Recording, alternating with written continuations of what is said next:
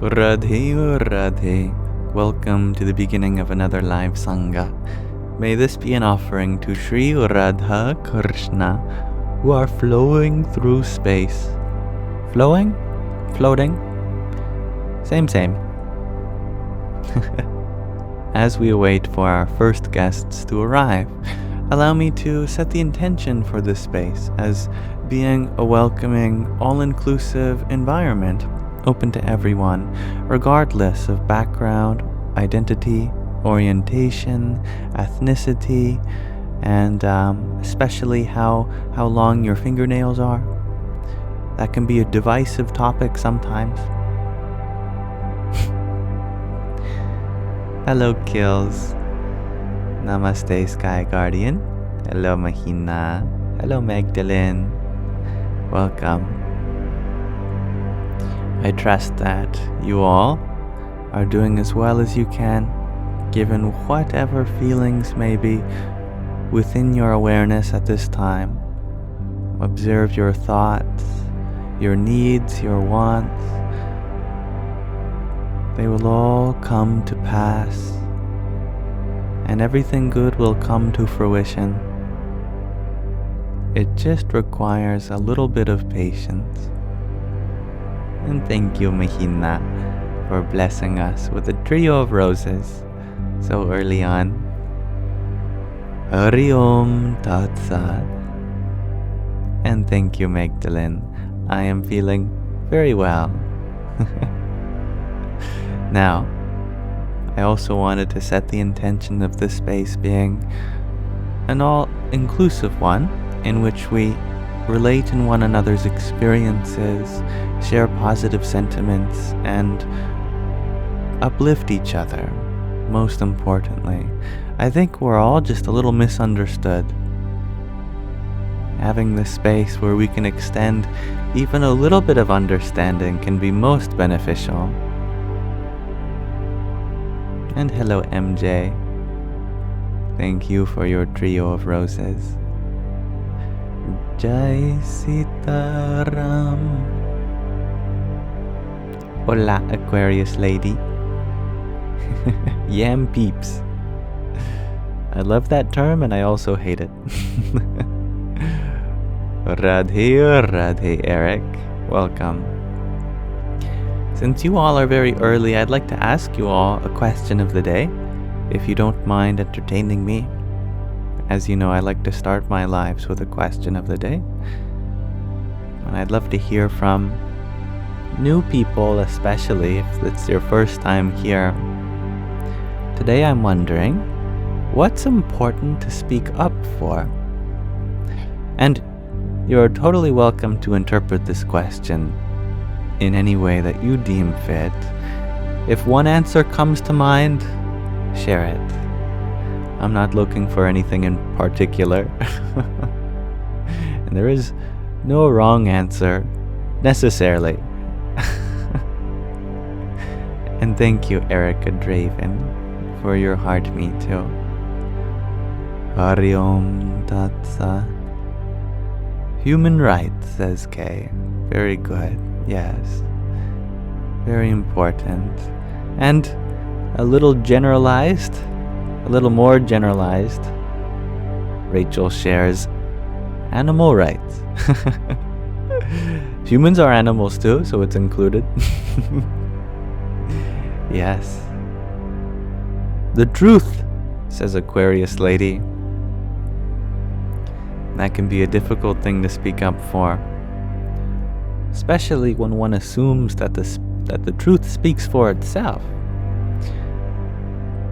Truth is, however, often very quiet amidst the loudness of untruth.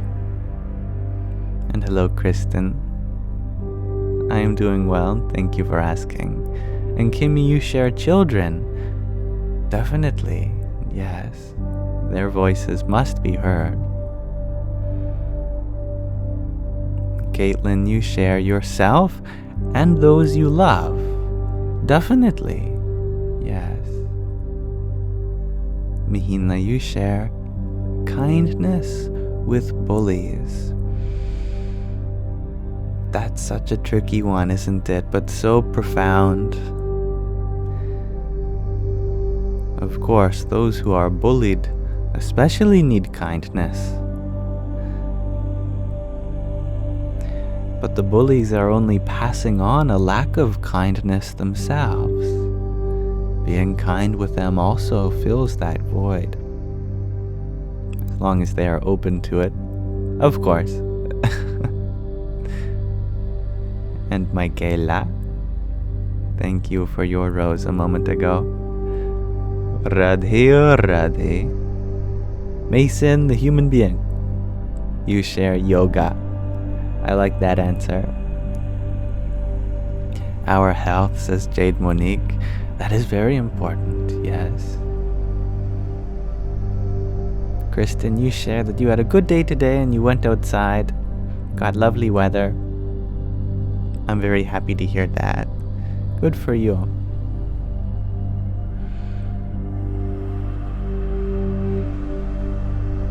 And Duki, you share relative to bullying yourself and against the bully. Yes. Speak your truth. Don't let people trample over you or speak over you. And hello, Denduin. Or is that an I? It may be. It could be an L as well. Capital I or lowercase l. L, you share that it's important to speak up for friends who are being put down. Certainly. Judah girl, you share ending war. The pursuit of peace definitely requires a voice. Barlow, you share speak up against hate. Yes. Anuko, you were wondering, as an aside, what does Radhe Radhe mean between gifts? It means, it's a kind of, well, it's an old Sanskrit saying. It's a mantra that refers to the Divine Mother. Oh Mother, including Mother Nature. Salutations to thee. Which we are a part of. Good evening, Kiana. Thank you, I'm doing really well, indeed. Mimi Ceramics, you share human stuff. Human stuff is important to speak up for, isn't it?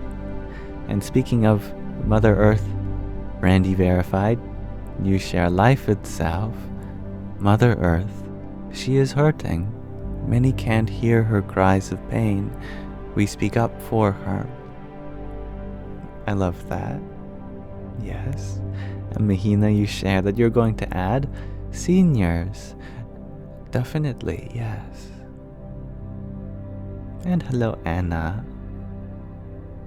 And Sue, you share your own rights and the rights of all living beings.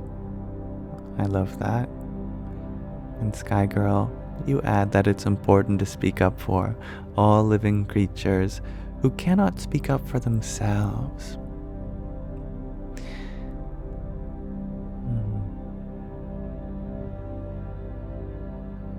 And I love how this subtle point is so profound here, that it is those who cannot speak up for themselves that we really should speak up for. Amplify their voices. And hello, Chloe Evans.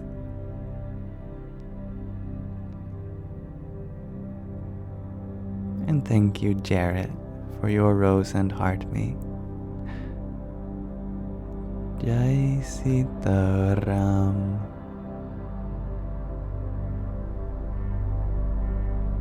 Kiana, you share that you speak up for our military members who are mistreated by the government they serve. And that's a beautiful point. Many people serve places that don't reciprocate, and well, someone needs to. If it's not going to be the place they serve, then that love must come from us, isn't it? And Saturnus, thank you for your heart meet and your 10 cheer you ups. Om Namo Bhagavate Vasudevaya. And Aquarius lady, thank you for your tiny. Yippee! And Charlene, thank you for your rose. Jai Sitaram. And thank you everyone for exploring this question of the day together. I certainly enjoyed it as always. There are many voices that need our amplification. Just as there are times for us to remain silent, there are also times where we should do anything but remain silent. There is action in inaction, and inaction in action. I am going to minimize the question of the day for now so we can move on to our second topic that we start our lives with, the first being whatever our question of the day inspires. And this being a reading from another book. So I look forward to listening to this with you. And Leila, thank you for your heart meet. Hari Om Tat Sat. Today we are reading a lovely book called In Love at Ease. It is about everyday spirituality with Pramukh Swami Maharaj. He was a spiritual teacher to many people. In fact, millions of people consider him their guru, which is quite phenomenal. And we've discussed a lot about his generous contributions to society, spirituality, and some wonderful endeavors that he's been up to. Right now we are into the second chapter, which is called In Love.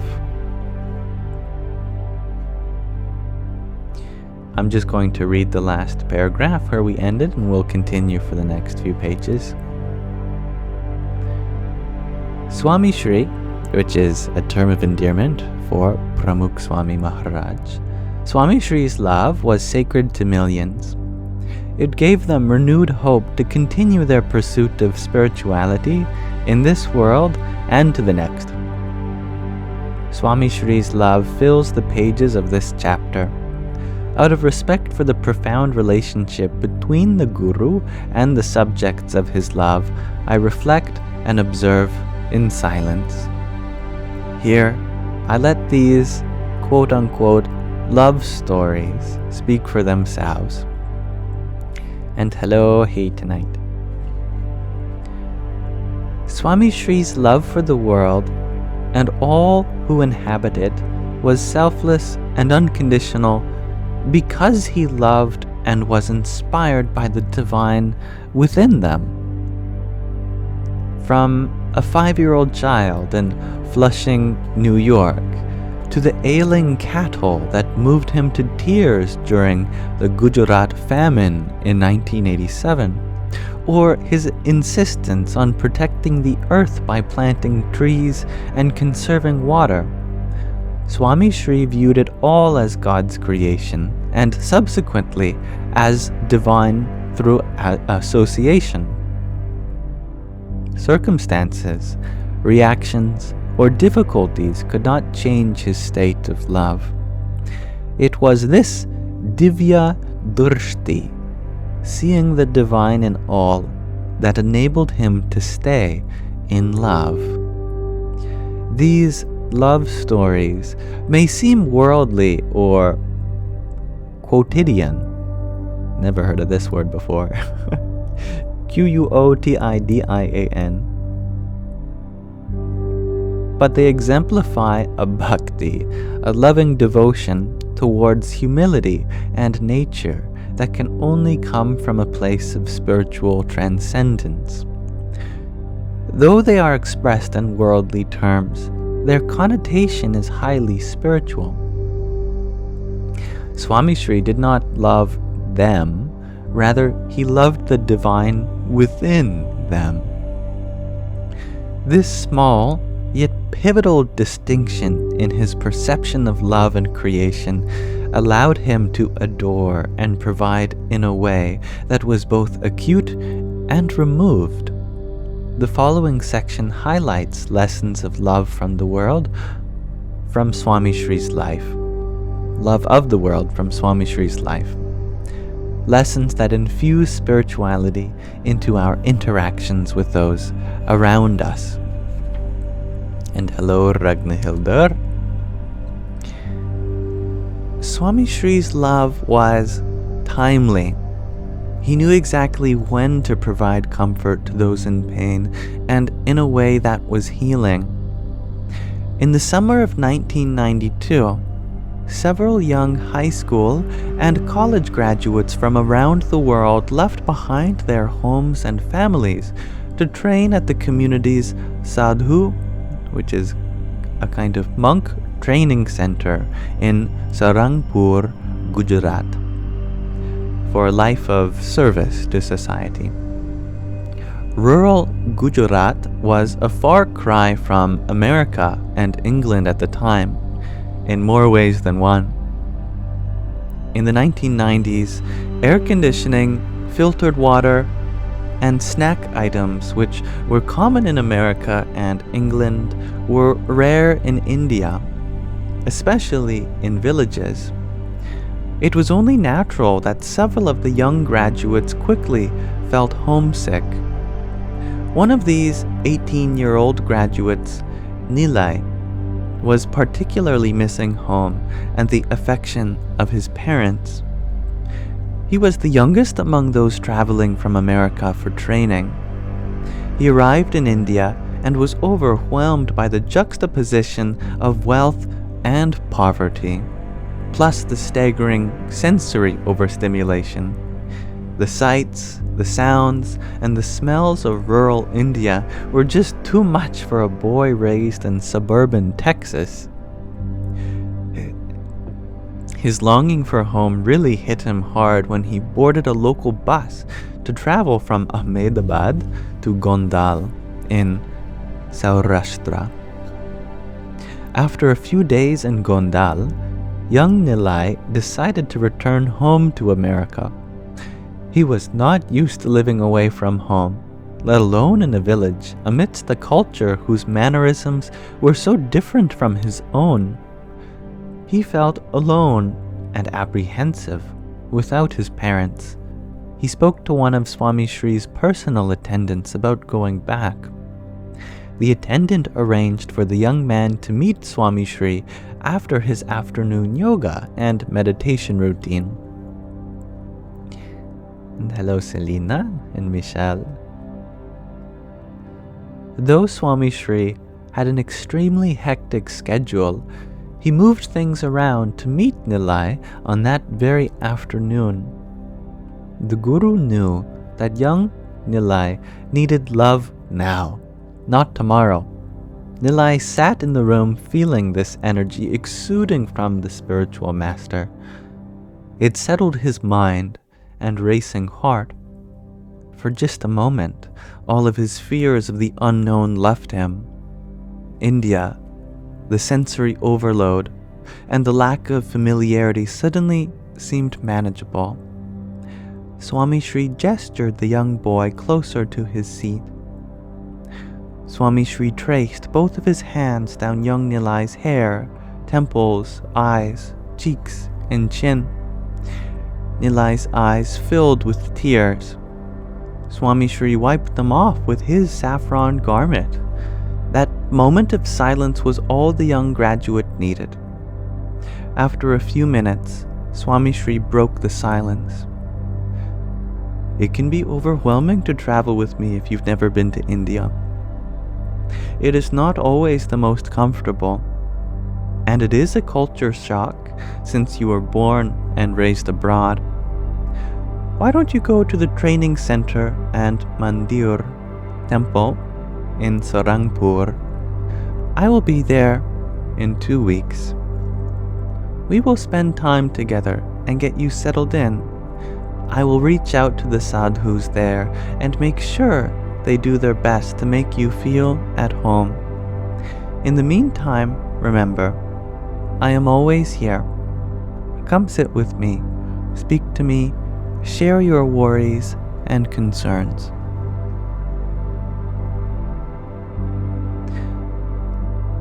Kaivalya Murti Das Swami reflects on how Swami Sri immediately recognized and gave his younger self exactly what he needed, even though he himself was unsure of his own needs. That Vatsalya, motherly love, and soothing touch calmed much of Nilai's anxiety. For the next 30 days, Swami Sri smiled at, gently quipped, in broken English with, and even fed young Nilai. Not a single day passed without a loving interaction with young Nilai.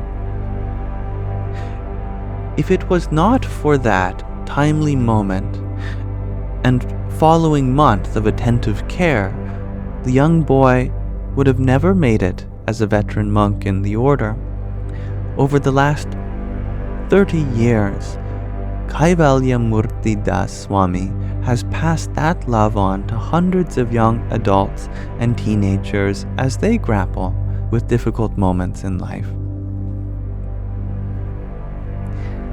A lovely little story. Let's pause our reading there for now, and we'll pick up this series of love stories with Pramukh Swami Maharaj at another time. So I thank you all for listening with me. And thank you, Saturnus, for your 2019 bracelets you sent whilst we read. Hari Om Tat Sat. And Fei Witch, thank you for your heart me, and Rose as well. Jai Sitaram. We may open the floor back up to our regular format in the Sangha.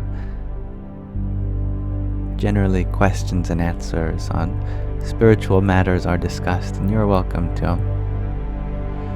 Kelly Spence, you share that your dad passed away 10 days ago, and you are so sad. Thank you for sharing, and thank you for confiding here in this Sangha. Of course, you are welcome to leave at any time, but while you are present here, do know that you are accepted and welcomed, and in any way in which I can relate, that would be my honor during these times for you.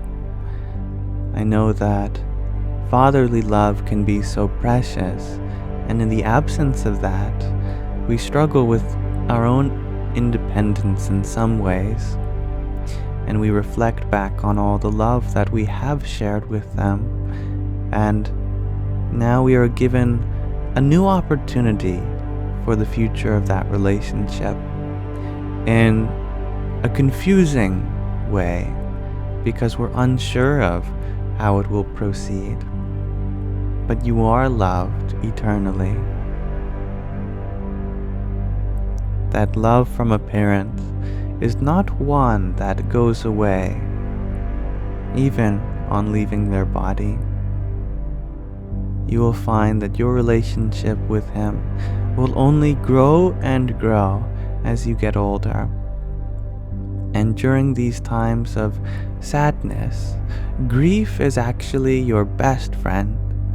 Allowing yourself to process is so important. So you are extremely valid in your sadness.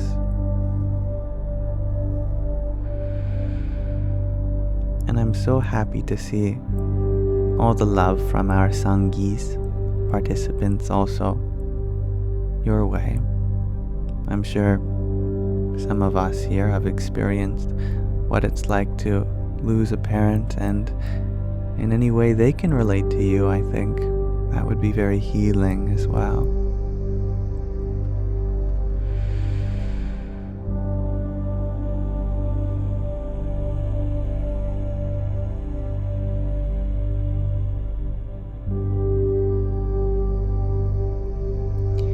Sayanak, if I've pronounced your name adequately enough, do tell me otherwise. You ask for answers on spiritual matters or thoughts? Perhaps it would be more correct to say thoughts. I don't claim to know any answers myself, but I do have a lot of thoughts. And any that you may deem useful, I'd be very honored to share.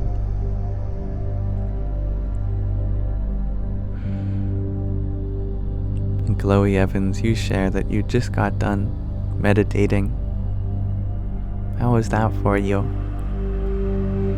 Are you still working on meditating without audio-visual supplements?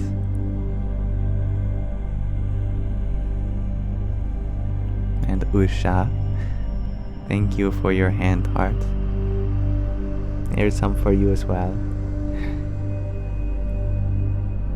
Radhe oh Radhe.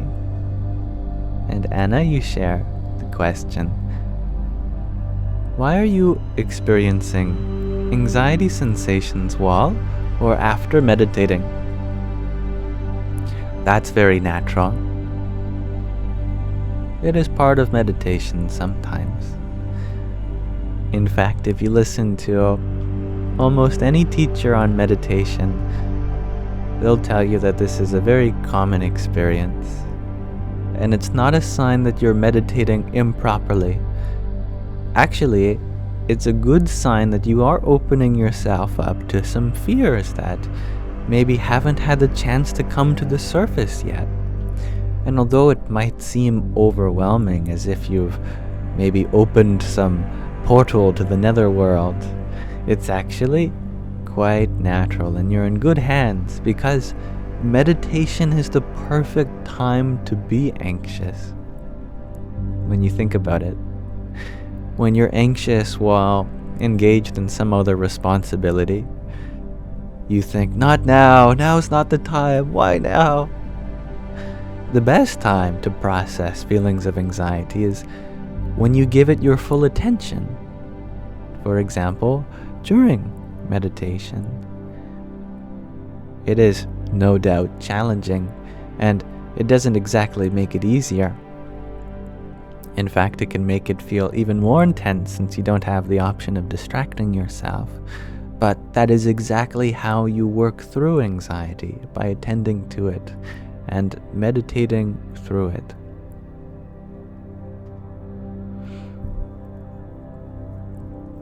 And Chloe, you share that it is great. Yeah, you took your earbuds out after listening to your video and continued. Well done. I am happy to hear that. And I'm very impressed with your determination. I know a lot of people get on the meditating train, and then after a few sessions they forget about it or don't feel like they want to continue. I'm speaking from experience. But just having you here in the Sangha and telling me about your meditation experience, you've indirectly implied how determined you are to meditate very consistently, and that will really be what sends you far in your journey.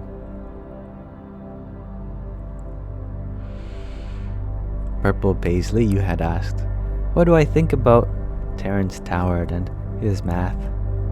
It's a good question. Some of you have sent me that Joe Rogan podcast where he was on, and I think he definitely has a talent for opening people's minds and talking about mind-bending concepts, very similar to the kind of content that I used to make. I also have a passion for mathematics and spirituality.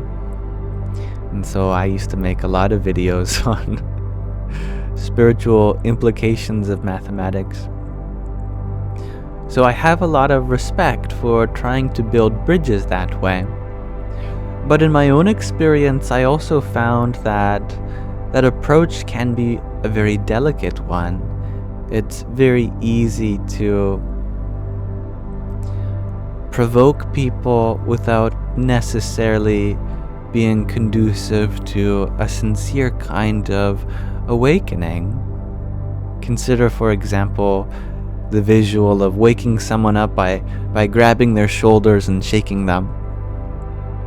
This is analogous to maybe sharing some quick, mind-expanding facts about the universe and everything.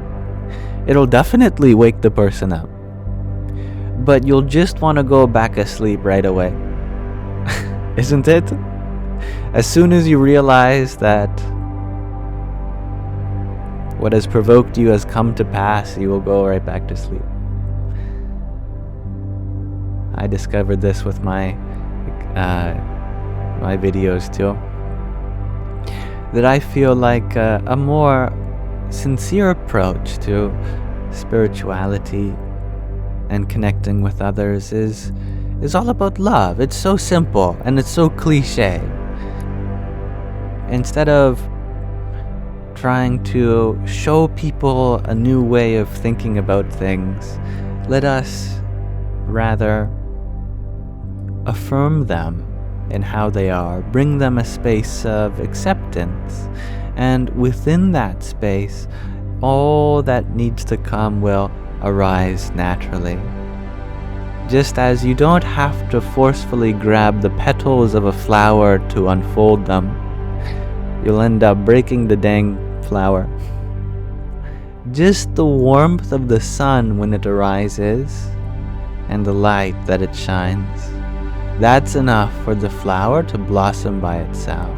The potential was already there.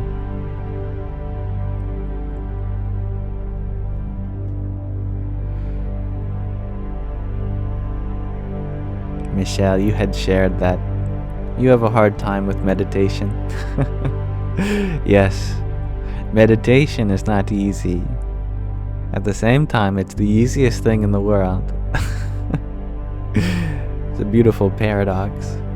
And Jose Francisco, hello. And thank you for your triple blessings. You also shared that you want to meditate, but you do not think you know how. Any advice? I'm happy to see so much involvement in the pursuit of meditation today. That's really exciting. You do not think you know how. Indeed, the mind, the one which is doing the thinking, it doesn't know how to meditate because that's not its job. The mind will never know how to meditate. You try to shut off the mind, it says, I don't understand. I only know how to think. Thinking is my job. You telling me to not do my job? I can't do that. Therefore, we might get conflicted with this idea that meditation is all about silence, silencing the mind. But it's a little more metaphorical, this silence. If you try to silence the mind, you'll only confuse it into making even more thoughts. Instead of trying to suppress your mind while meditating, go with the flow. When a thought arises, simply observe it. As it proceeds and changes, observe that. And as it drifts away, observe that also. Every thought, sensation, experience, we're not trying to suppress or repress, merely observe. Observe without adding any narrative to it. Just non-judgmental, unconditional, choiceless awareness. which means that the mind may talk all it wants during meditation. You can have a meditation where the mind talks the whole time. It's still meditation, as long as you let everything be, including the uncomfortability.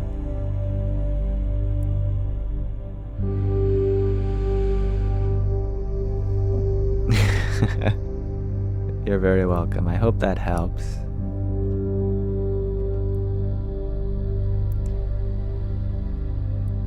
And did I thank you for your rose a few minutes ago? I'm not sure, but you also sent another pair. And another pair after that. So thank you for that. Hari Om Tat Sat. Poo poo pee pee? You ask. Is meditation possible with OCD? Definitely. But not all flavors of meditation are meant for everyone. Some people... Actually, speaking of OCD, although it's often more of a stereotype, the idea that you have to organize everything, it's a more complicated kind of experience than that. But still, the point remains, organizing can be a very much meditative experience. Definitely. I know my mom, for example, she used to organize my closet by color. With all my different shirts hung up, she'd make it a rainbow. And she didn't have to do that, but she actually enjoyed it because it would help calm her emotions. It would be a kind of meditation for her. Yes, the red goes over here, the green goes over here, the whites go over there. She liked to organize. It was a meditation for her.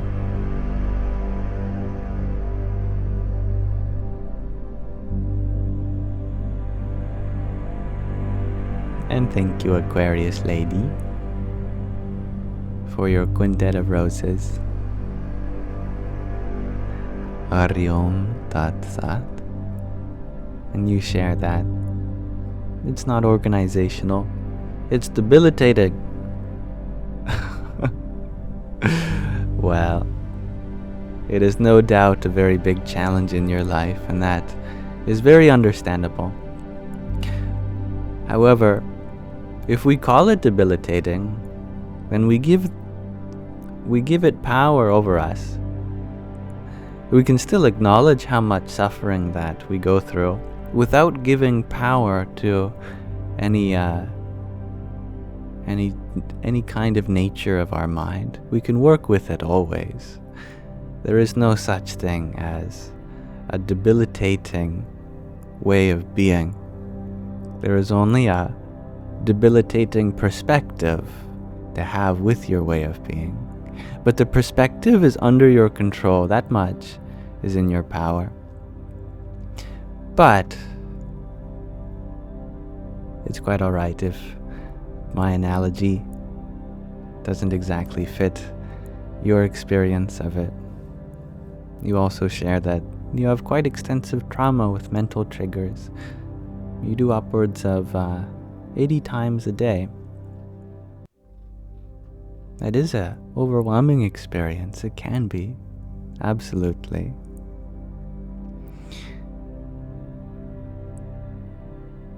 Meditation is still possible for you. It is a possibility for everyone.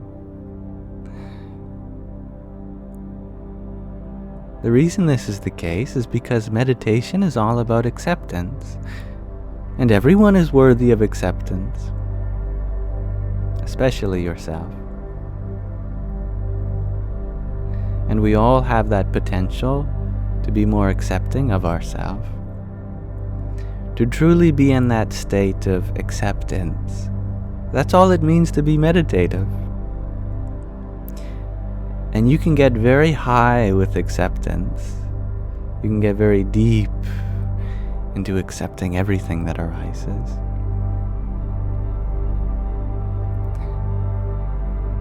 Yes, I see you trying to get my attention, Sky Guardian. You share that we have a super interview going on this Monday with Rahul, the bearded mystic, this Monday. Would I like to join? That does sound very enticing. What is a super interview? I've never heard of that.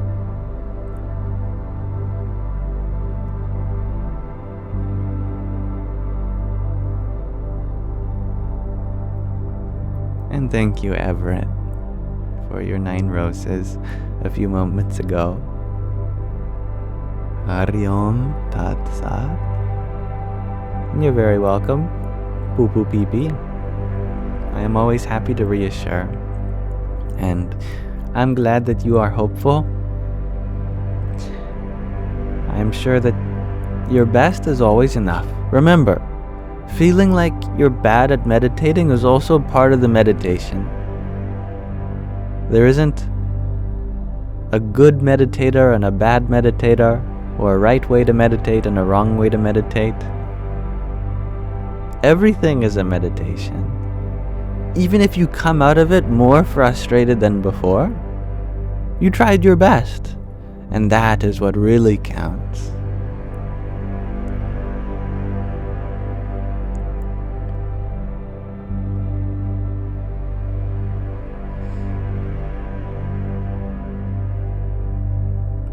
Yo, you ask, what is the red dot on their foreheads for?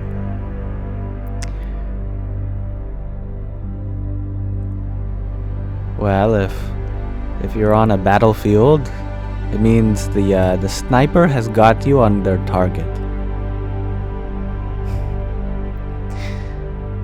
That's a glowing red dot. But if you're a Hindu and you're wearing a red dot, it represents the third eye, simply put. And there are many variations. It's called a Bindu, and a Bindu means dot. But yes, simply put, it's meant to represent the third eye, spiritual vision, that you see not just with these 2 eyes, but with your eye of foresight, compassion. You vow not just to see the person in their material form, but God before you, within everyone.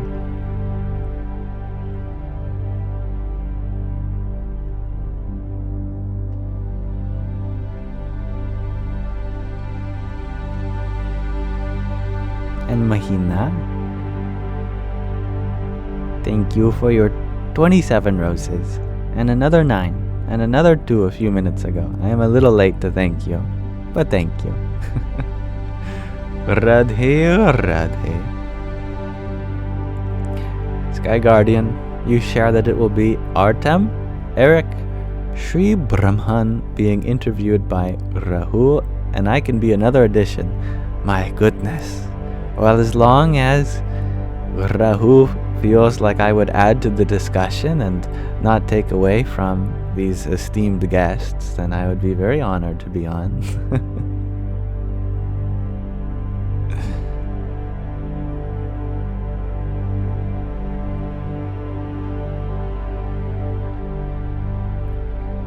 And Tatwamasi, thank you for your quintet of roses a few minutes ago too. And Tabini, thank you for your heart me. Jai Sitaram. And Latino Menes, you sent up many roses. Let me tally them up for you. 29 plus 19, that's 48. Plus 13, that's 62, I think. 61. Plus another 10. That is 71. Plus another 10. 81. Plus another 11. 83. Thank you. Something like that. Math was never my strong suit. But thank you. That's enough for almost everyone to go home with a rose. 92? Thank you, Tatsumasi. I was within an order of magnitude. I'll take that. Hari Om Tat Sat. I am sorry that I underestimated how many roses you sent. Mr. Editor, you ask, can you transcend your consciousness to the next level?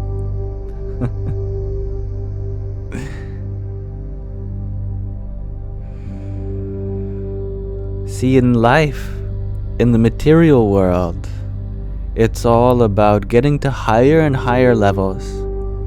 First, you get this paying job, then you get this one. First, you get this boyfriend that doesn't treat you well, then you get this one. First, you get this beat up car, then you get this one. First, you get this apartment, then you get this one. In the material world, it's all about leveling up. In the spiritual world, it's just the reverse. It's all about leveling down. It's how can I be more humble? What can I let go of? What do I need to unlearn? How can I be more grounded?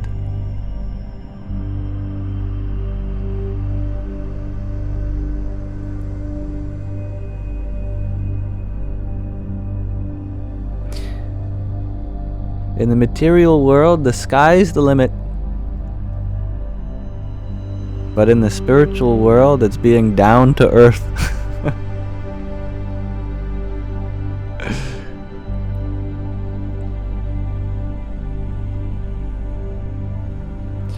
So, if you want to deepen your spiritual ability,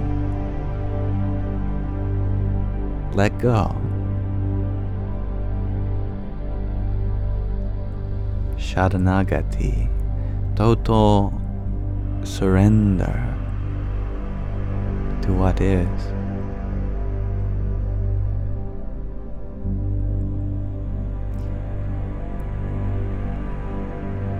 G to infinity, you share that I'm in dry humor mode. Well, my goodness, I need to wet my lips then.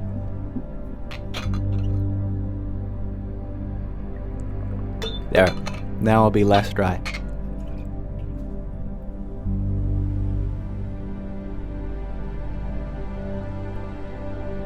And thank you, Ren, for your heart me. Radhe oh Radhe. Let me scroll up. There were some questions that I missed. Immortal. You share that your girlfriend is terrified of death.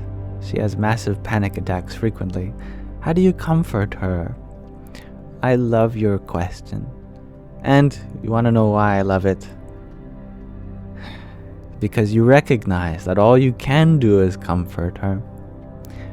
I see a lot of people making the mistake that they have to solve the problems of their significant others. But no. Oftentimes, what we can do is just be there for them. The fact that you've taken that first step already, by the way you phrased this question, says so much about how good of a partner you are to her already. But how do you increase the comfort that you lend to her? I can share from my own experience of having panic attacks, being afraid of death, that what the fear of death really is this heightened desire to live. We want to live so badly that we're afraid of our potential being taken away to do that. The most ironic thing is that what actually is taking away our potential is the fear itself. If you recognize this, then to live, you gotta live. If you want to live so bad, then you gotta live. Assure her that she is enough in what she is doing already. All she can do is live, and that's what she's doing. She is life herself. That life can never be taken from her, by the way. Now, that's not to say she's immortal, like your username implies. Not bodily immortality, at least. But on the level of her soul as consciousness, awareness, the space of life itself is what her true nature is, and that can never be taken from her. How could it? It's her essential nature. Guiding her to that soft spot inside, where she recognizes that in spite of all the difficulties and hardships she's faced, the essence of her being remains unchanged, and it always will. With that knowledge, there is nothing to really fear.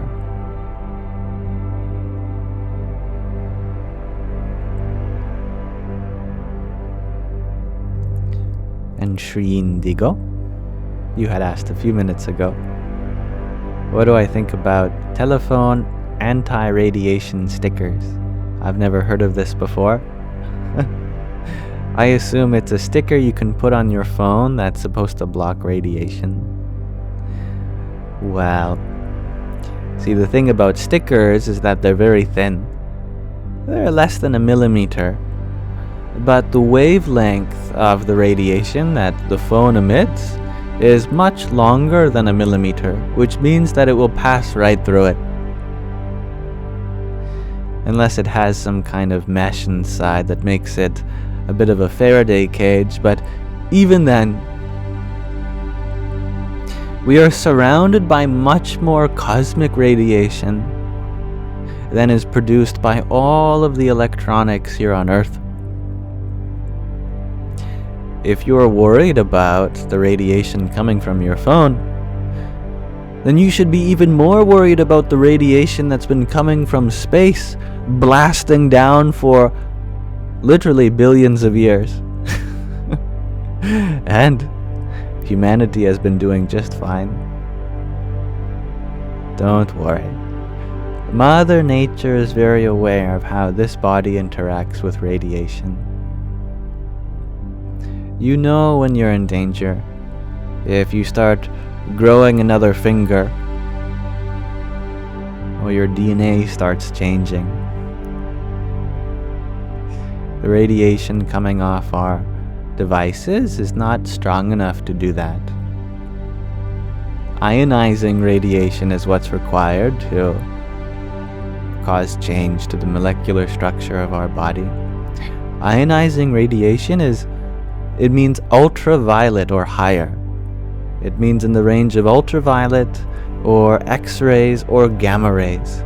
Our phones don't emit ultraviolet. They emit even lower than infrared, even lower than microwave. In radio wave, it's literally the lowest energy radiation possible on the electromagnetic spectrum. So don't worry. And Apple user, you also had asked, do I find everything about life confusing? Absolutely. Yes, life is very confusing. But I allow it to be confusing.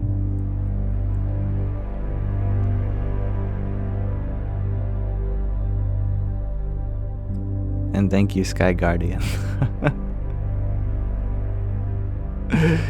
I am bad with time zones, aren't I? I will check my phone then.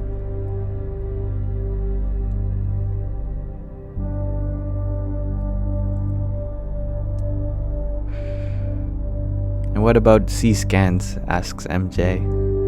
Yes, those on the other hand, that is well, some medical imaging is ionizing radiation.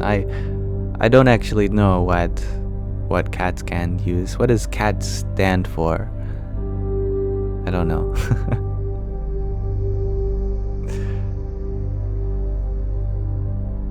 X-rays those definitely are more dangerous.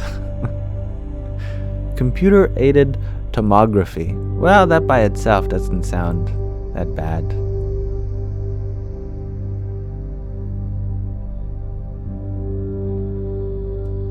Now, PET scans, on the other hand, positron emission tomography. They're literally putting a radioactive substance inside you. Not only that, but the specific radioactive substance emits positrons. You know what positrons are? Antimatter. It's funny. I think a lot of us don't learn about antimatter in school. We think of it as this kind of sci-fi concept. But we use it in our technology sometimes. Positrons are a type of antimatter. They're the antimatter equivalent of electrons, which make up electricity.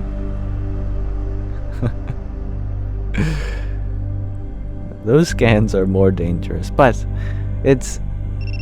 Wait, hold on, my TikTok is showing me that I have to solve a puzzle because it doesn't believe I'm real to confirm my humanness. Hey, there we go, I passed the Turing test. Okay.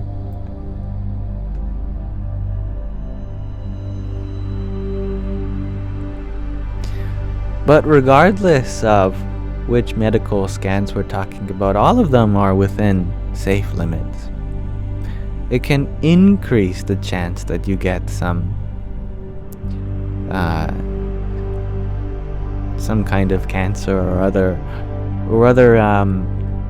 diseases that are influenced greatly by changes in our genetic code. But there's also background radiation levels. As I mentioned before, just going out into the sun, ultraviolet, that can change our DNA, give us cancer.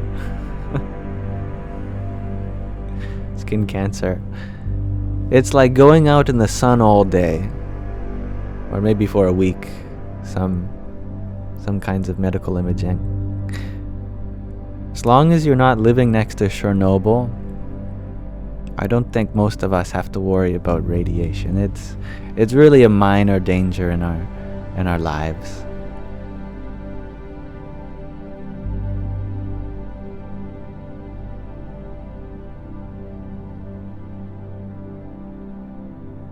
And thank you, brilliant genius, for your pair of roses. Hari Om Tat Sat. Should you wear sunscreen, asks Apple user. What am I, your magic 8-ball? Yes, you should wear sunscreen.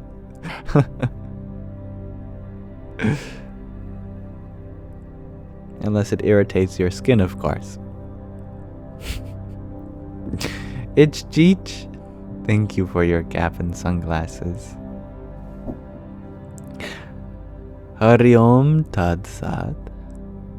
And Andrea Puerto. Thank you for your rose. And thank you, Juicy Fruit, for your rose as well. Juicy fruit. I love fruit.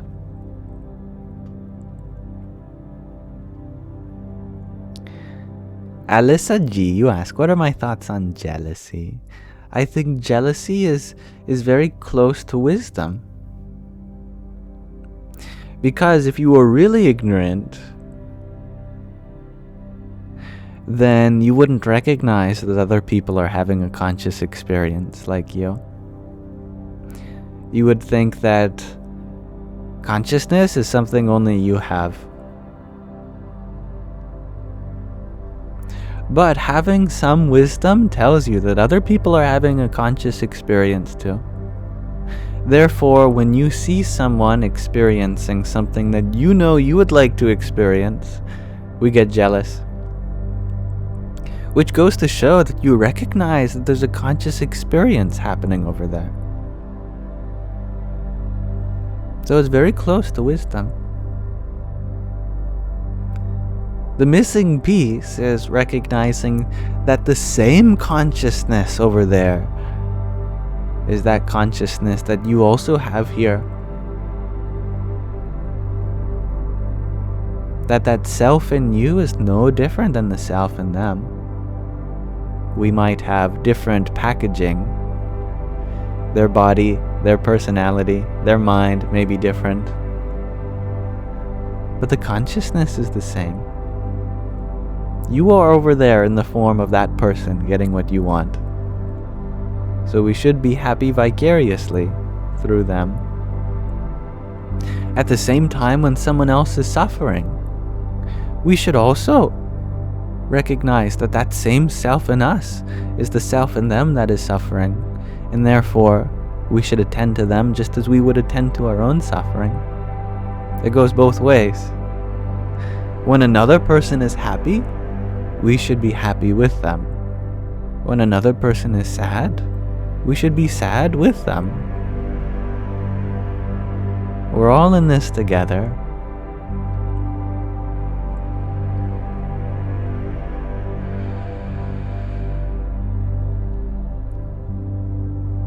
And Kisk, thank you for your tiny. Yippee! And Ginseng, thank you for your balloons. Radhe, Radhe. You feel the same way, Andrea? I am happy to hear that. Happy to relate with you. And that is the point of my response. Let us feel the same way as them. And I like that. We're all just walking each other home, shares Magdalene. A lovely quote from Ram Das. In Sky Guardian, you recommend that we read from the Vachanamrut time. Yes, let us do so. An Apple user, you share that you'll call me Magic 8 Ball instead of Yam from now on. Oh, Magic Yam Ball.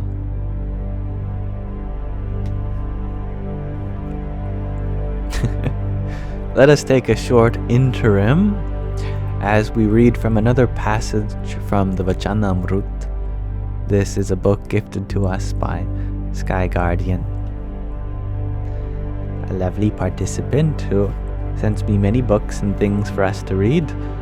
The BAPS Swami Narayan Sanstha was his childhood organization that he grew up with, so this spiritual lineage means a lot to him.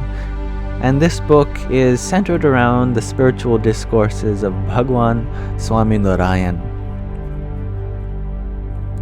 who is revered as an avatar of Narayan by his devotees.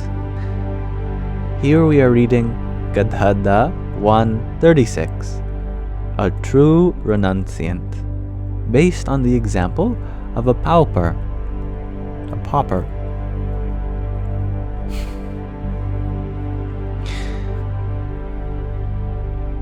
On Posh Vadhi the 13th, Samvat 1876.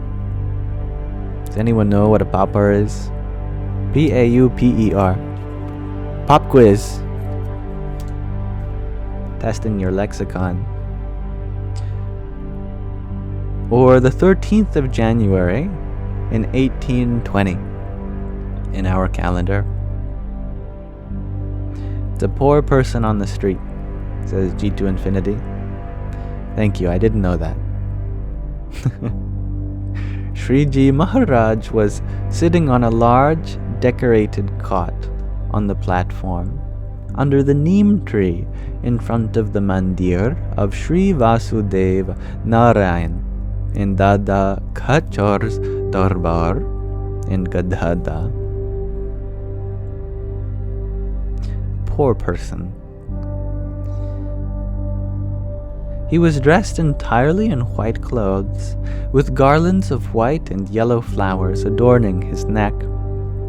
Bunches of white flowers were placed on both of his ears, and a tassel of yellow flowers was dangling from his pug. A choglu made from red kornikar flowers had also been placed in his pug. Also, he was playing with a ball of white flowers with his right hand. So many flowers all around him. To the joy of the devotees, he sat adorned in such a charming fashion. At that time, an assembly of munis, as well as devotees from various places, had gathered before him. Thereupon, Swami Narayan, Shri Ji Maharaj, said, "How should one view a person who has renounced worldly life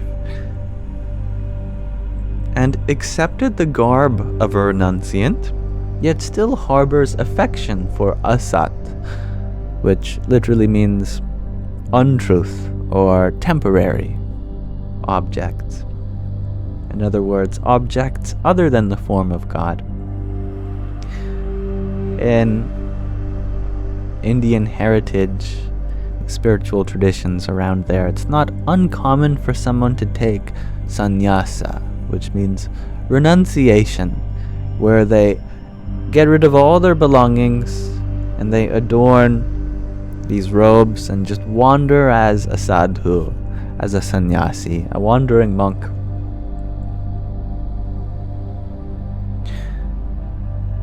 So we're talking about one such renunciant who still harbors affection for worldly objects, basically.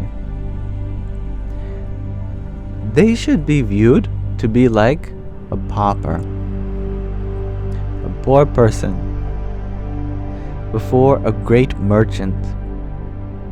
Suppose there is a pauper who has no clothes to wear and feeds themselves by scavenging for scraps of food from piles of garbage. Not only do they consider themselves to be a sinner, but other wealthy people also consider them to be a sinner. They presume he must have committed many sins. That is why he has no food or clothes. We do that too in our society also with homeless people. Similarly, after becoming a renunciant, a person who collects nice clothes and other pleasant objects with a strong craving for them, but does not have affection for dharma, righteous duty, jnana, knowledge, vairagya, dispassion, and bhakti, devotion, is considered by the great ekantik sant, the perfect saint, to be a sinner, just like the pauper. Why? Since he is a sinner, or since they are a sinner, they do not have love for dharma, jnana, vairagya, and bhakti. Instead, they have affection for objects other than God. However, for a true renunciant, both dirt and gold are equal. Moreover, a renunciant never makes distinctions by thinking, this object is pleasant and this object is unpleasant. They never have such an understanding.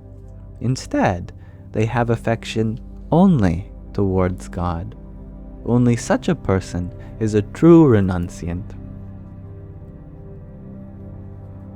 And thus we come to the end of Gadada 136. Thank you for listening.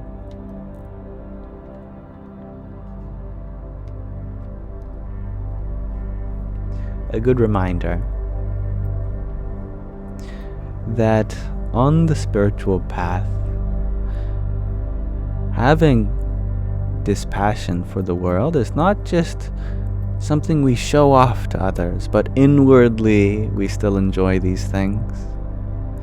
There must be a kind of non-duality between comfort and discomfort as we recognize any such experience of our senses to be all the same in our ultimate pursuit of liberation, so we are not so mercilessly trying to avoid pain and pursue pleasure, which takes so much energy away from the bhakti, the devotion, the jnana, the knowledge,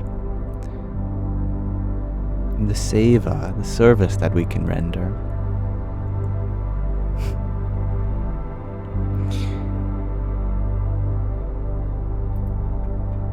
And we may return to our regular format. And Dob Darker, thank you for your heart me. And Aquarius Lady, thank you for your tiny. Yippee!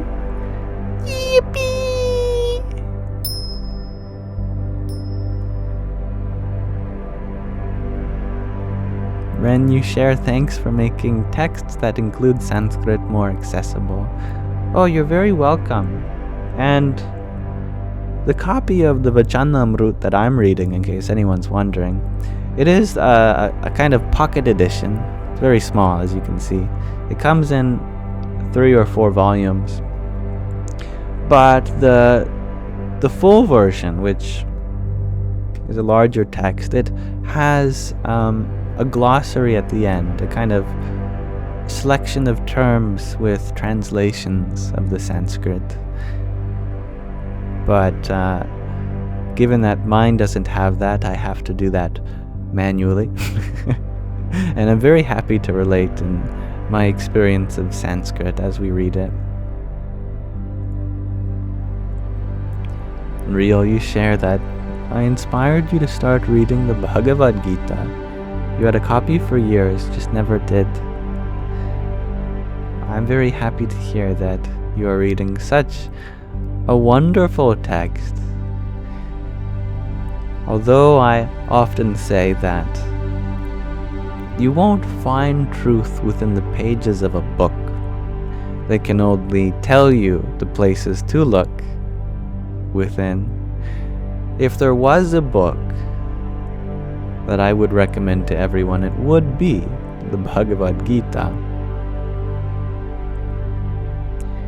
Can I hold it back up for a moment? Asks Ren. Yes, yeah. In fact, I'll make it nice and big. Here. This is your chance to screenshot it. 5, 4, 3, 2, 1. Click. Take a pic. Let me just put it back for next time.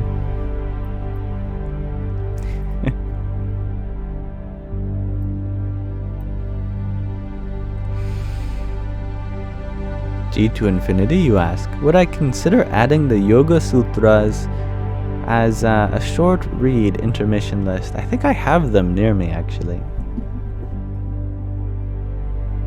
Yeah, 1 second. Let me just double check.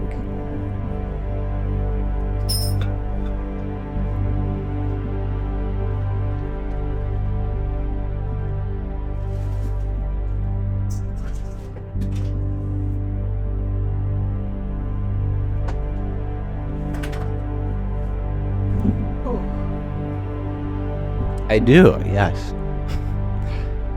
There is the Yoga Sutra of Patanjali by Georg Feuerstein. Yeah, this is dense. Oh yeah, a lot of Sanskrit here. Good to know. And I just realized that I'm not even in frame. I knocked my camera.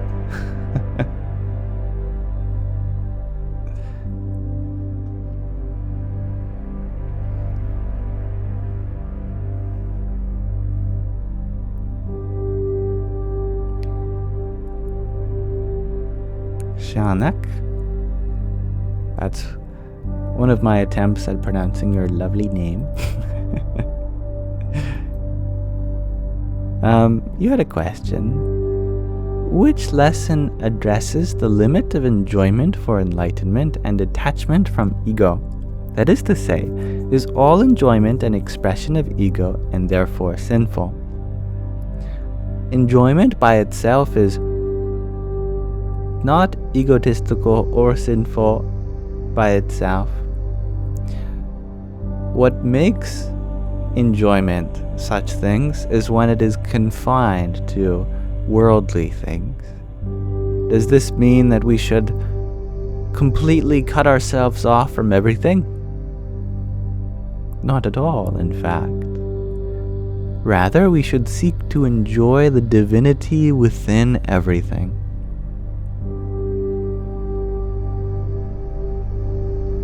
So actually, your enjoyment increases in enlightenment.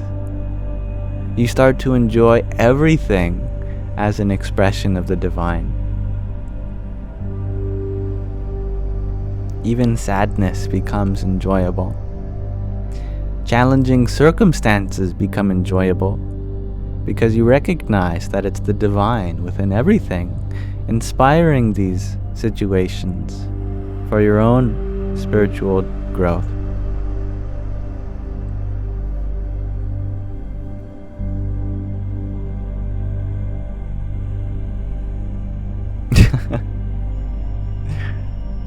And thank you, John F., for your rose and finger heart. Hari Om Tat Sat.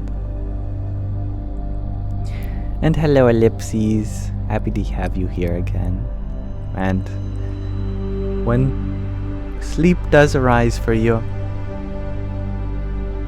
and by the way, you are always welcome to fall asleep in these sanghas. I'm not one of those people that'll hit you with a ruler stick. Hey, wake up! And I apologize to anyone who was sleeping, and I said that rather abruptly.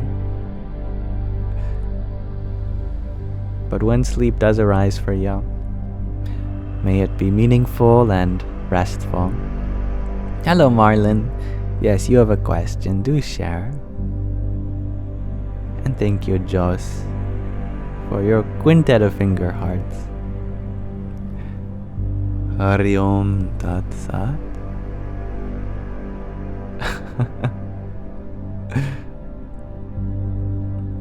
Thank you, Ren. You ask if I believe in spirituality tied to hair. I believe that we spend a lot of energy on it, as it's one of the main ways we express ourselves physically. And I think on the spiritual path, you'll either see one of two things: the people who let it go, or the people who let it grow. I think you can tell which category I fall into.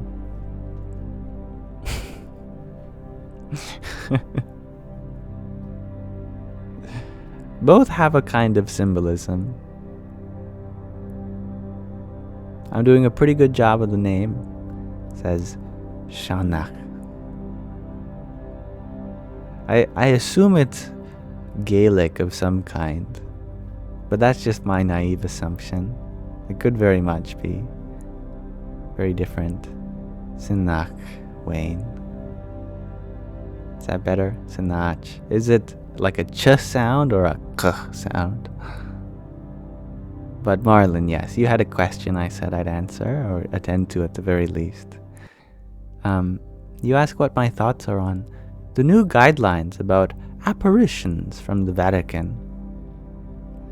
I am not up to date with the new guidelines on apparitions from the Vatican, or is my knowledge of the Vatican that expansive either? Perhaps if you can tell me about them, maybe we can discuss it further, but I don't know. We'll see.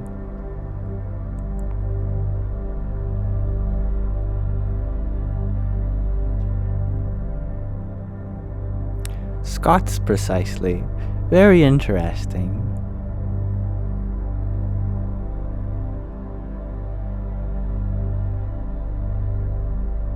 You're very excited, Sky Guardian.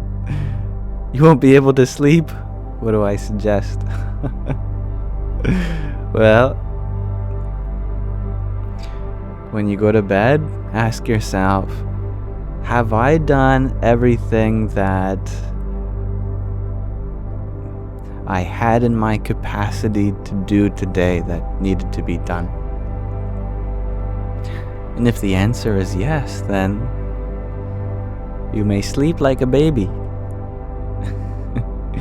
If you're excited because you feel like there's something you must do to prepare, as long as you've done what you can in preparation, then that's enough.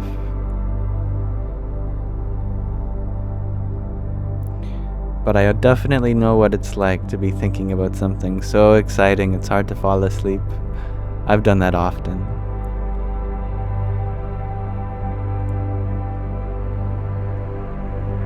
And thank you, Tatvamasi. You ask, what if you haven't and you procrastinated? That is why I appended what was within your capacity. See, there's many things that might need to be done, but you don't have to do everything that needs to be done. Only what is within your capacity. And today, if something wasn't within your capacity, then that's quite alright. You could say as well, no, it was in my capacity and I still didn't do it. Maybe your capacity that you have in mind is more than your capacity that you actually had that day. And recognizing your own limits. I can recognize. I'm jumbling my words a little bit. Recognizing that your capacity wasn't as full as you thought it was, then you convert procrastination from its label as something lazy to a kind of rest that you took for yourself today. And that is definitely allowed. And thank you, Tatvamasi, for your quintet of roses too. And Andrea, thank you for your flowers. Jai Sitaram. Hello, Dansuela. You are popping in for a bit tonight. Thank you for sending us love. I appreciate that. Marcy, you recommend, if you're lonely, watch a horror movie. Then you won't feel so alone.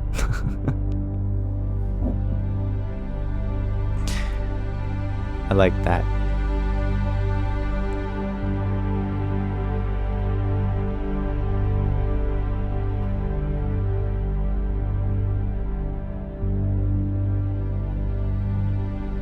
Ellipses, you have a question. Israel or Palestine? It's not a question. We attend to those who are suffering. As with any conflict that's going on, you don't choose who you attend to that is suffering. You attend to everyone who is suffering.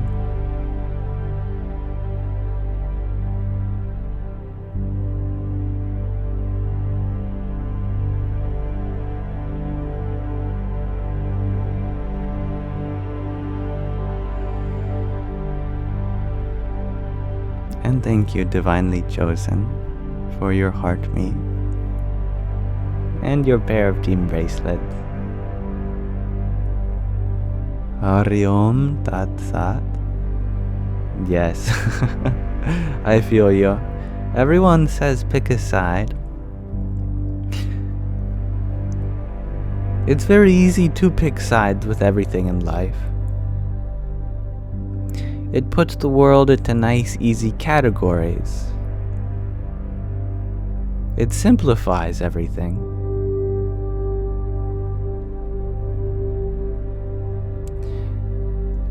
The reason we do this is because we're scared to open up to the fact that life doesn't actually fit neatly into boxes. Because to do that means to become open to more experiences that you feel like you're ready to have. It means questioning one's worldview and dissolving boundaries that we've drawn ourselves with our mind. That is not an easy thing to open up to, that's for sure. Fortunately, life, it does have a simplicity to it, even beyond all the categories we make for ourselves, all the sides we pick, all the boxes and labels we put everything under.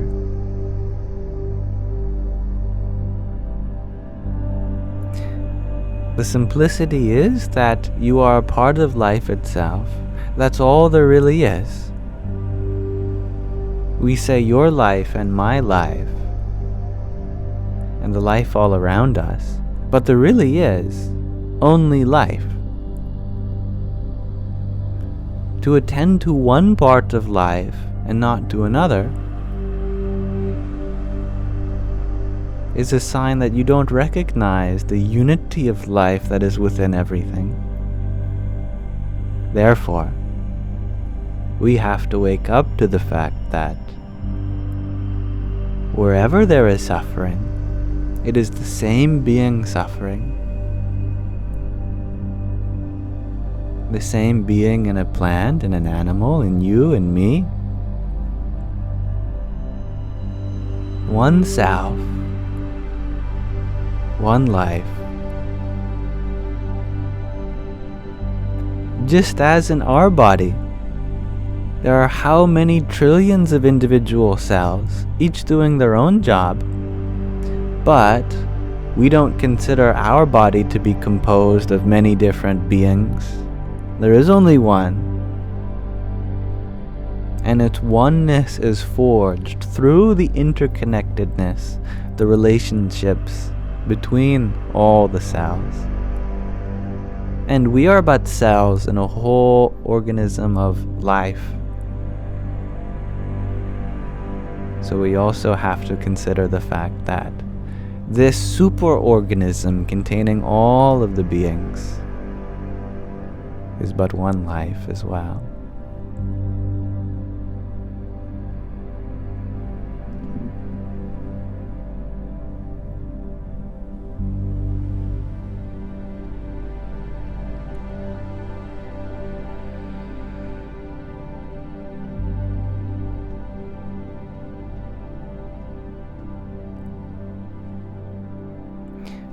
Marlon, you were sharing more about what you asked about. Let me read. You share, or something about the statues crying blood, or something like that. Well, that sounds very fascinating. Sounds like something out of Doctor Who, perhaps.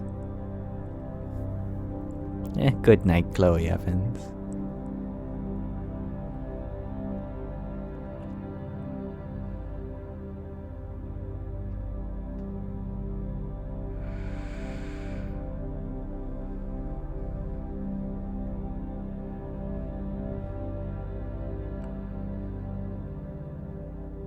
And hello, Stanley Hawk. You shared that you carried what I said last night to bring greater awareness to today. Here today for more. It's very sweet of you for remembering.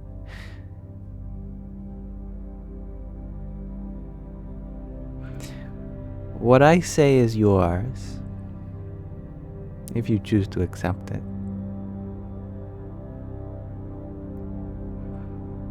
You don't have to feel like you're taking anything from me. Everything I have to say is an attempt, and that's what it really is at the end of the day. It's an attempt. It's an attempt to speak on behalf of the consciousness that is within me as it is within you. And if you find meaning in anything that I say, then it's yours. I have merely successfully understood that consciousness that we share.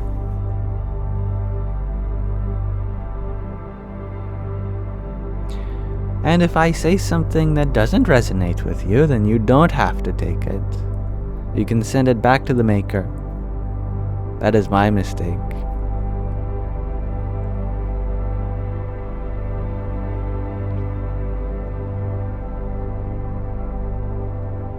And thank you, Aquarius lady, for your finger heart.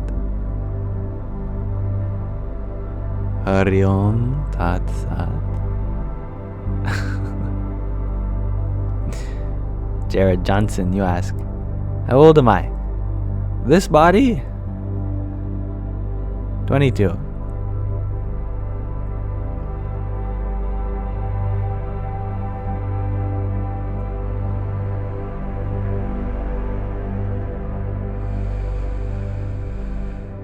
And thank you, Tyler, for the let 'em cook. Jai Sita Ram.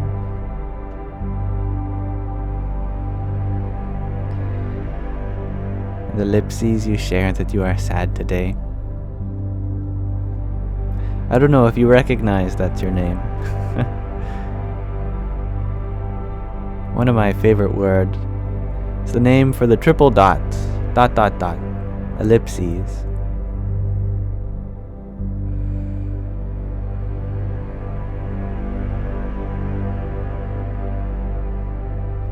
Ren, you share that 22 is your favorite age. 24 and the existential dread be hitting a little too hard. Yeah. I think there's really two kinds of people in this world.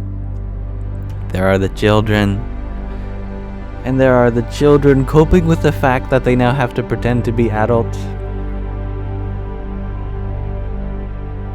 You know, if us adults could be children, we would.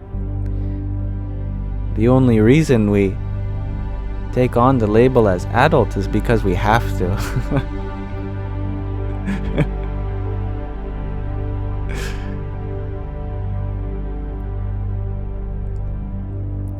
My favorite age is this one. And when I'm 24, my favorite age will be that one. And when I'm 64, cue the Beatles song, my favorite age will be that one.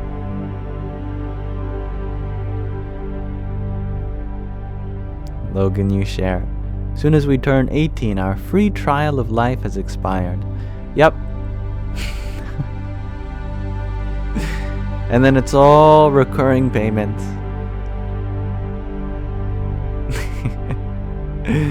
The good news is that life is free.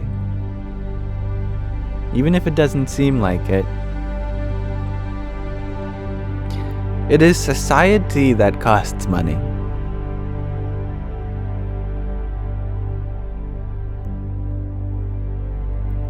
It is our body that costs food, our mind that costs attention. But your soul is priceless, and it lives on without any charge, no payment necessary.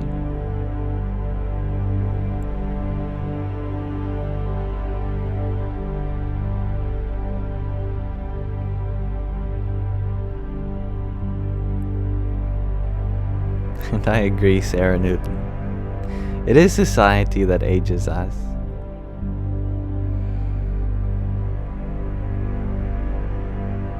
Denise, you share that childhood was hard for you. You love adulting. Perhaps some of us get to experience childhood a little later in life than other people.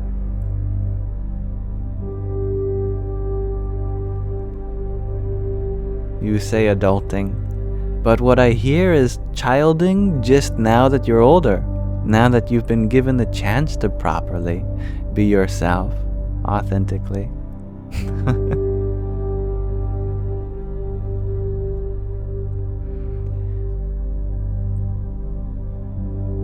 Sarah, you share that you've always kept and protected your childhood spirit. I am so happy to hear that. It is very precious.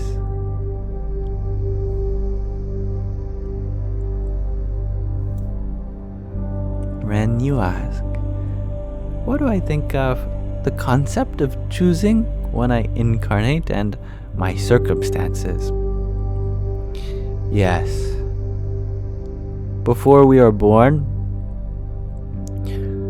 we go to this lovely restaurant, they sit us down, they give us our menu, and we start reading off the options. Maybe I'll be born into Caucasian parents with, let's see here, just a spice of childhood trauma.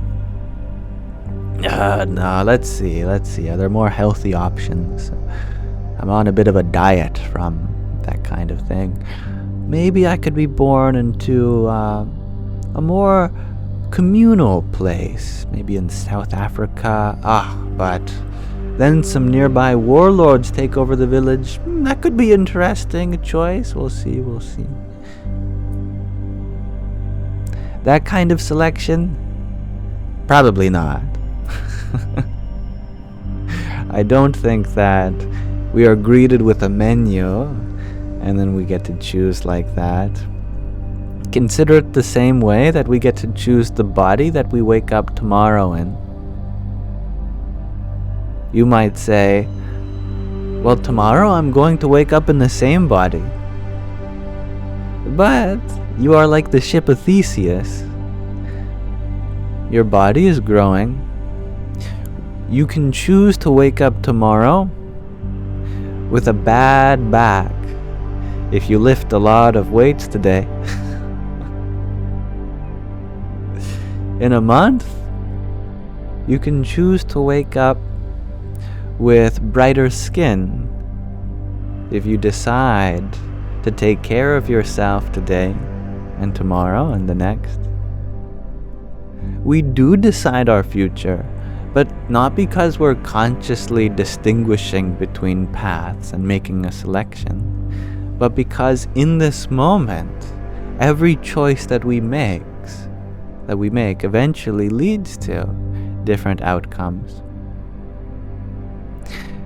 The reason we have this body today is due to all the decisions we've made in our past life. In the same way, you are already choosing what life you want to live in the next life with your actions that you are making today. Consider how old you are now. Let's say you are some percentage through your life. Call it X percent through your life. That means you are X percent through choosing what kind of life you want to live in the next life.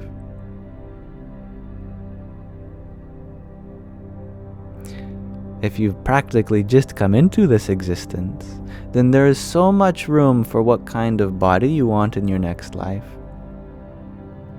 If you only have so much time left, then you can sort out some odds and ends for your next life.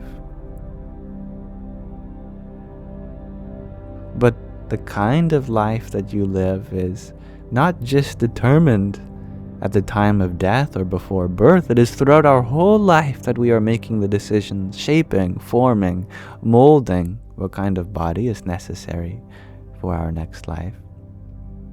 Now, for those of you who heard that and went, oh my God, what kind of body have I been making for my next life? I'm screwed. The good news is that there is another way. See, in the Bhagavad Gita, Krishna says it very straightforward.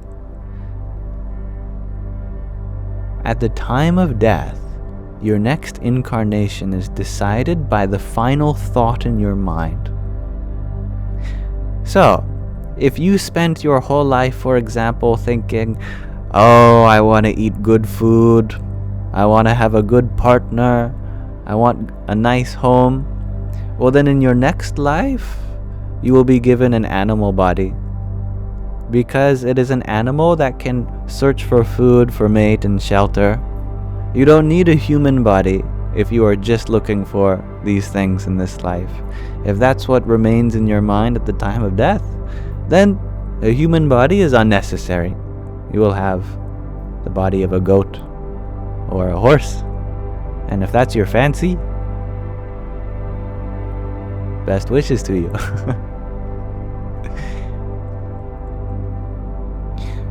And the final thought that remains at the time of death is ultimately entirely within your control. You could spend your whole life making terrible decisions. But at that final moment, if you remember something positive, beautiful, uplifting, you are sent on your way to a beautiful afterlife. But it's a measure of probability. If you do make so many decisions in your life in a certain way, there's a good chance that that's how your mind is also going to be at the time of death. It doesn't have to be, however, it's just very likely. If, however, you spend your whole life engaging in service of others, love, compassion, kindness, that sort of thing, then there's also a good chance that at the time of death you will keep those sorts of things in mind. But it's also not guaranteed either. Who knows? Maybe someone who spends their whole life being kind, at the time of death, they have that first negative thought. They go, man, maybe I shouldn't have been so kind to everyone. And then they're born into the body of a fighter, a warrior, someone who just wants to get angry, be unkind.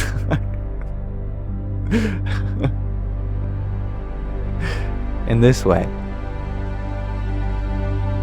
though you can increase your chances of a favorable afterlife by making the right decisions today, it is not guaranteed unless you decide to always be engaged in the right thoughts. To surrender all other modes of thinking, then you are guaranteed.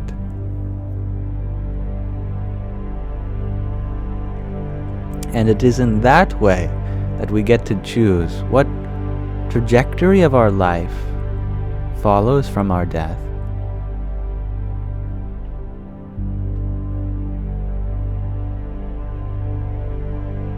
And Shalane, thank you for your heartbeat a minute ago.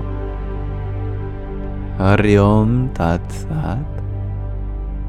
And one cheeky chick, thank you for your pair of cheer me ups, a heart me, and a team bracelet. Radhe Radhe.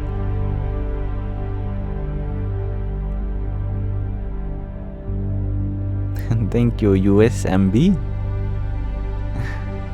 for sharing your blessings with everyone here. Yes, Marlin, do share your question.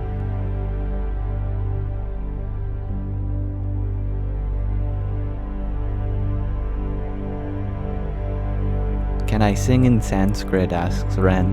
You know, the funny part of your question is that Sanskrit is a language that you sing.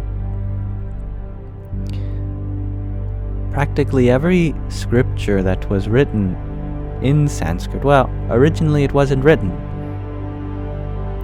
It's not a written language, but an oral one primarily. It didn't get written down for the first time until thousands of years after it was spoken. And when it was spoken, it had a kind of intonation. Thus, what we now call scriptures, but they were all really songs that had a certain rhythm, meter, and prosody to it. Like the Bhagavad Gita, which has the word song in it. Gita, meaning song. In what time period was it exclusively spoken word? We know that it was written down for the first time at the time of Ashoka, which was a great Indian emperor in the 3rd century BC. and we see it on the Ashokan pillars written in Brahmi. And before that, we have no evidence. Unless we can crack the Indus Valley seals. We'll see. But yes, Marlon, you ask, what are my thoughts about religions like Christianity and Catholicism being fear-based? They are not fear-based. They have evolved to become very much engaged with fear. But it is never the intention of any religion, at least not anything that can be called religion, to invoke fear. However, we do see a lot of people who identify themselves as Christian, calling themselves God-fearing. But what they might not realize is that the word fear, the English word fear, has had a large evolution over the past century. Originally, fear meant something very similar to awesome. But awesome also has an evolution, but in the opposite trajectory. So we really have to be very delicate with our words here. Awesome, or awful, they come from a very similar etymology, being full of awe. Awe is that kind of wonder that hits you. It confuses you, it may shock you. There is an element of what we call today fear there. But not because you're scared and you want to go climb in a hole, but because you're totally opened up to something new and beyond your imagination. It's awesome. That is why in previous decades you might hear a tragic event described as awesome. You'd say, why would they call something so dark awesome? Well, because the word itself was originally neutral. The neutrality of awesome was present long ago, just as the neutrality of fearsome or fearful. And like how awesome and awful evolved in opposite trajectories to take on positive or negative connotations, fearsome and fearful both evolved to become negative in connotation. But the idea of fear relative to God is not the kind that you should be afraid of. It's the kind that fills you with awe, this more ancestral usage of the term, having that awe for divinity, for the infinite. I hope that makes sense.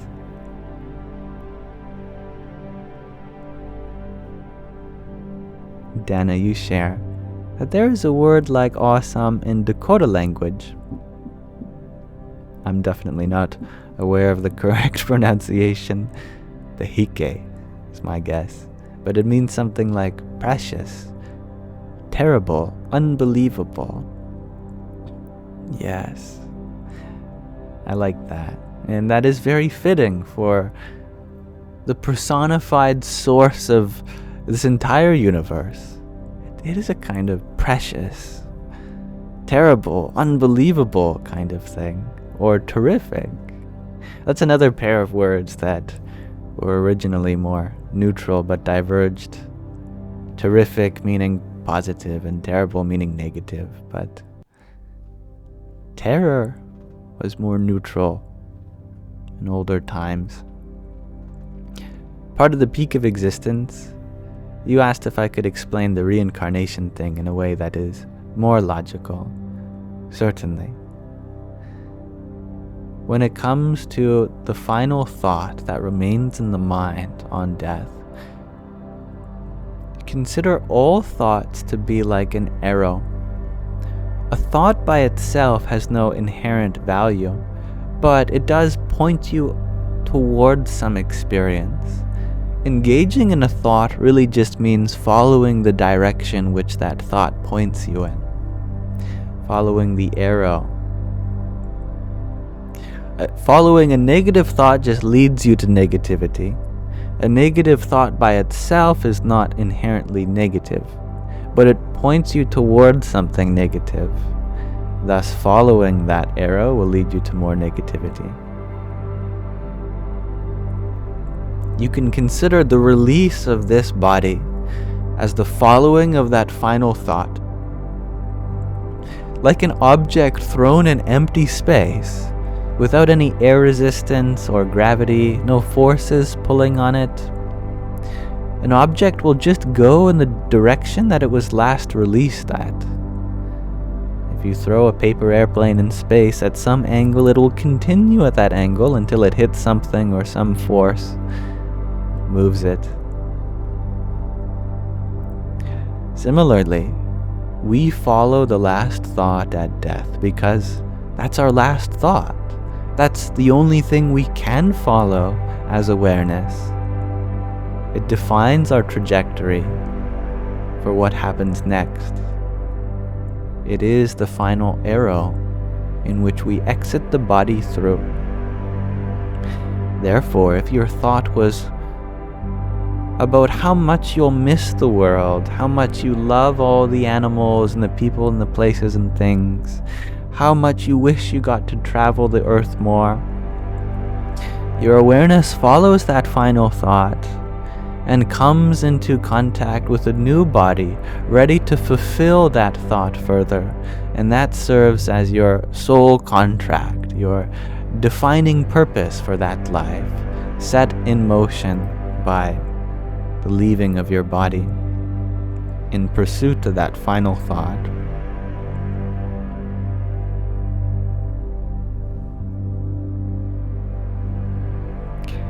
Dana, you share that I said it almost perfectly.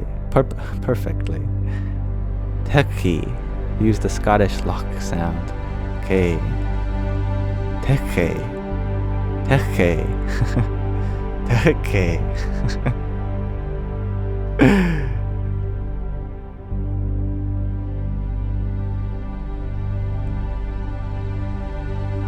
Maybe a little closer. And thank you, one cheeky chick, for your cheer you up, a heart me, another cheer you up, and a team bracelet. I believe I thanked this your way. I thanked this for you. No, I thanked you before. I thanked you for this. My goodness. That took a while. But my gratitude remains the same. In Sanskrit, that guttural sound is called the Jiva Mulia.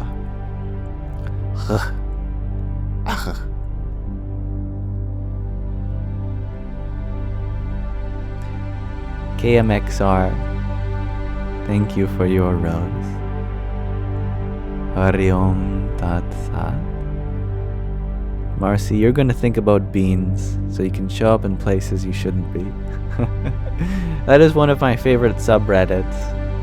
Pictures of beans in places they shouldn't be. Marlin, you have another question. Yes, do share. Paul Denial. You ask, how did I find out we're all one? Well, in university,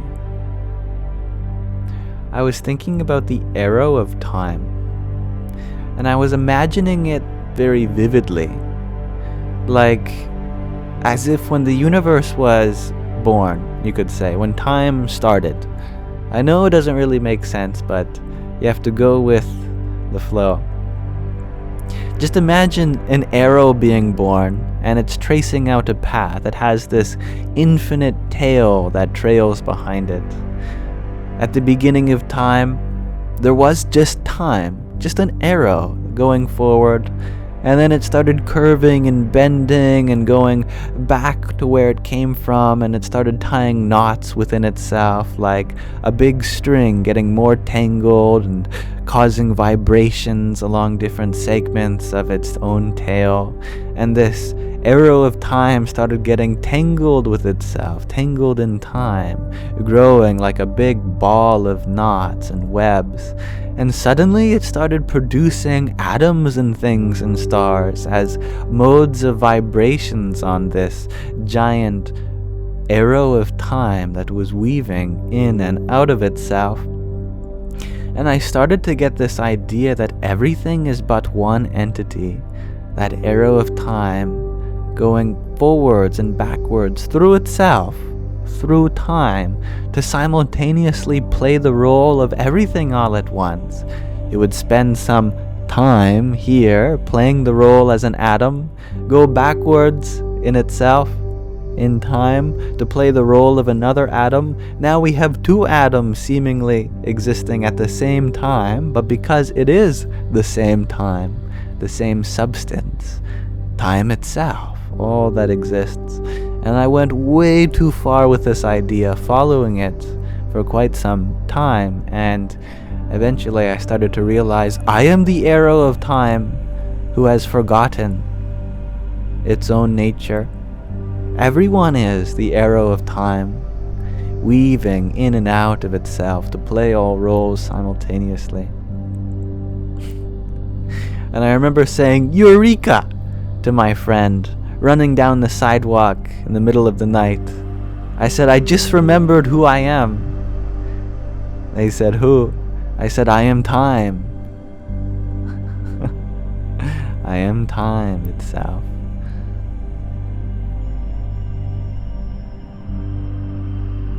And Usha, thank you for your little crown and heart me. And Puffy, Holy Spirit Ancestor, thank you for your heart me. Radhe Radhe. Actually, Kali means time.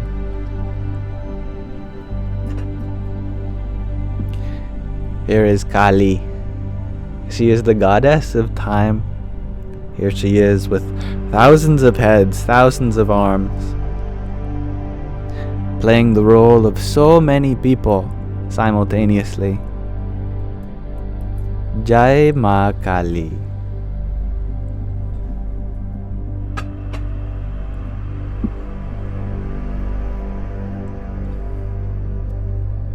And Derek Murphy, thank you for your rose. And thank you, Sky Guardian, for telling me the interviews at 3:30 p.m. Monday Eastern Time, you believe? Okay. I'll have to mark that on my calendar so I don't forget.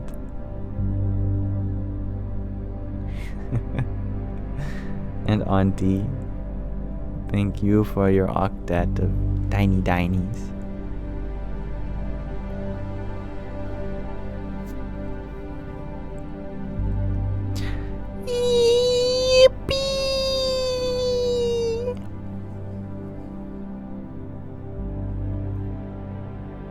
And for your pair of 10 roses each. Radhe Radhe. Scroll up to your question. Thank you for reminding me, Marlon. You ask, why do religions, like you mentioned, tend to scare the people with act good or a God will damn you to hell? I am familiar with this. And I very much struggled myself with this question. Until I realized that no religion does that. It's the people who follow the religion that do that. And then who is I to think that they're good representatives of their religion? Maybe their religion isn't what they even thought it was. And so the judgment remained the same. I still don't like that idea, but I realized that my dislike was not actually about the religion. It was about how some people expressed that religion. And so I let it go. I said, okay, people misinterpret everything. There are some people who say the wackiest things about science, saying that scientists say this and science says that. I'm sure you've seen it on TikTok.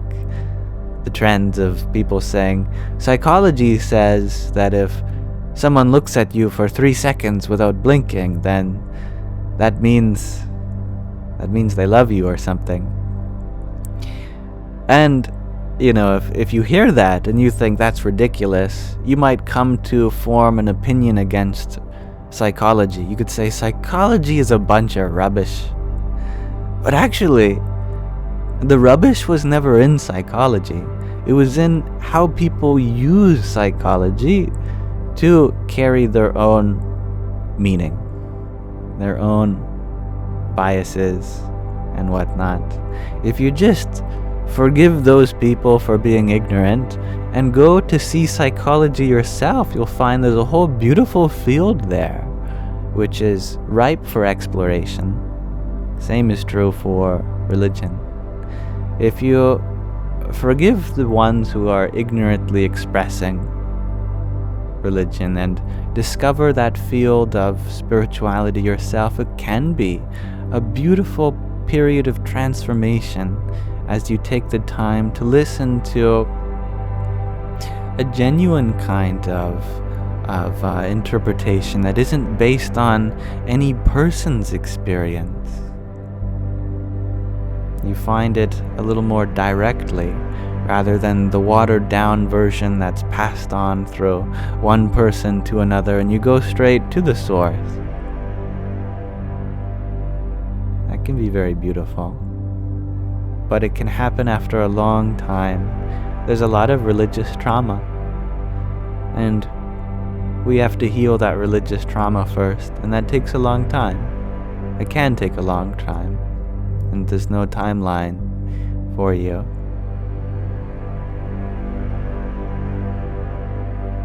And thank you, Auntie, for your pair of fires.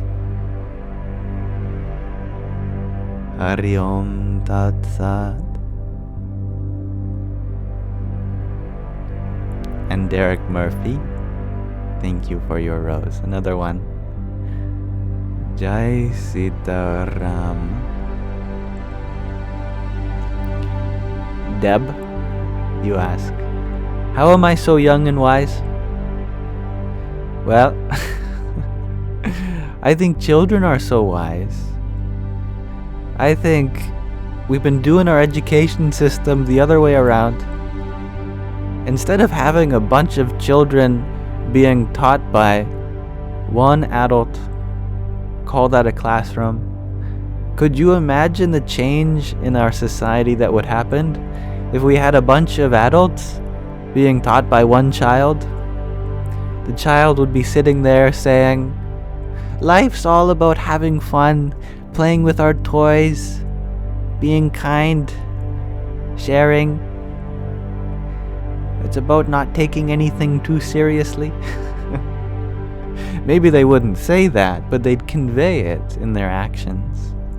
And all the adults, if they're listening intently, they would realize, my goodness, I've forgotten so much of what it's like to be a child. Here I am thinking that I know everything, but this child before me knows so much more about what it really means to be human.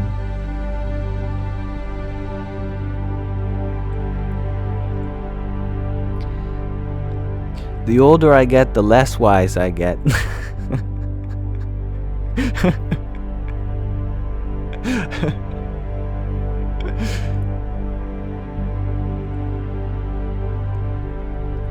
But the more I go back into my childhood,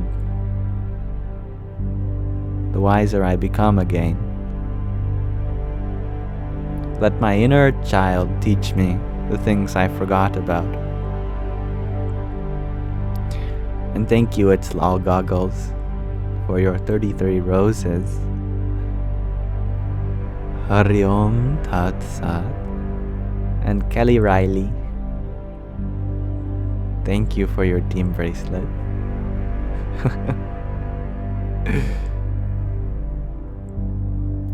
The older I get, the more experienced I am. But the younger I become, the more I experience everything new again.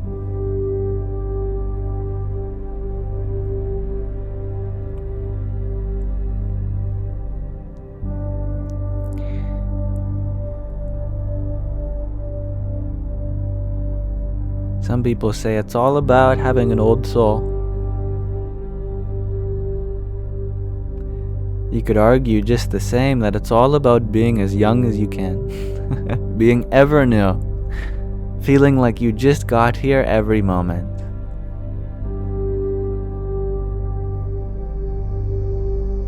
We have just arrived in this moment. Right now. We just got here. Here we are. First time in this moment. Never been here before. All new. Hello, Paul. Tiny, you share you can't sleep? That's okay. It will come. It will come. Otherwise, we'll have to call you Gudakesha, which is Sanskrit for the one who has conquered sleep. Now, conquering sleep is such a high virtue that it has a Sanskrit title, Gudakesha. Now, I don't mean to rain on your parade, but you probably haven't conquered sleep yet, so it's still coming. You can be assured knowing that it will arrive.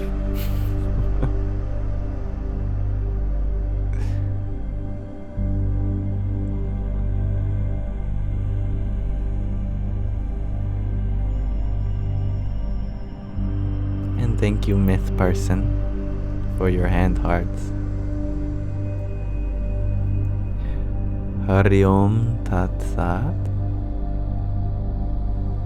Gardening Gregarji, you share that your dream is to conquer sleep via lucidity.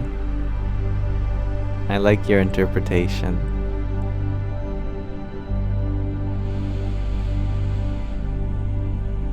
Very wise. Dream is coming too. I like that, Tammy.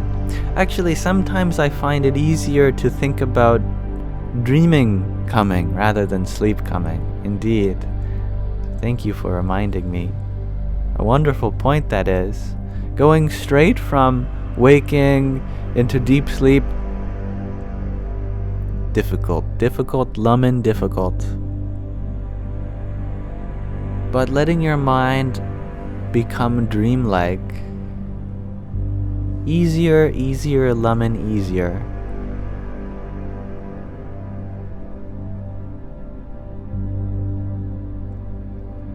Yes, I can scroll up to your question, Marlon. You ask, why would God/Source Energy want to damn us to hell and love us unconditionally at the same time? Exactly. It is a contradiction. And whenever there is a contradiction, you can use the proof by contradiction. Anytime you reach a conflict, it doesn't mean there's something wrong with the universe. It means there's something wrong with what we've assumed to be real. Mathematicians use this all the time. If they run into an impossibility that 1 equals 2, that means they've discovered something, actually. It means they discovered that one of their assumptions they started with must be wrong. And that's very powerful. Just quickly as an aside before getting back to your point, Marlon. You can use that technique to prove things indirectly. Let's say you want to prove something is true. So you assume that the opposite is true. And then if that leads to a contradiction, then you know that it must not be false. In other words, that it must be true. That's very clever.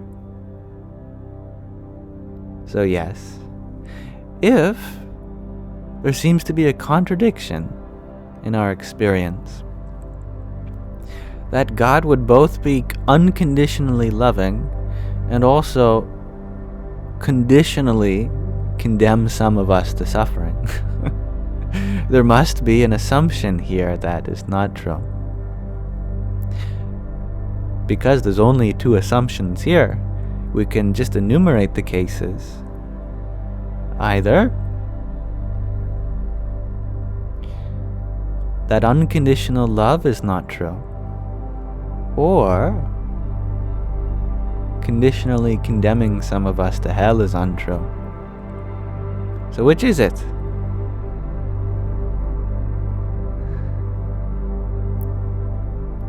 To me, unconditional love is a much more important virtue of the Source.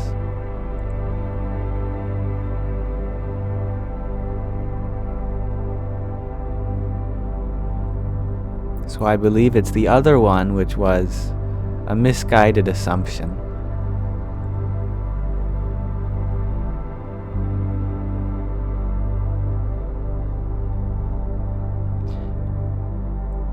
But the point still remains.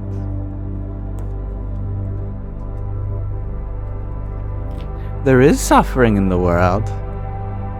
If God does unconditionally love us, even if there isn't some fiery inferno, people still suffer just the same.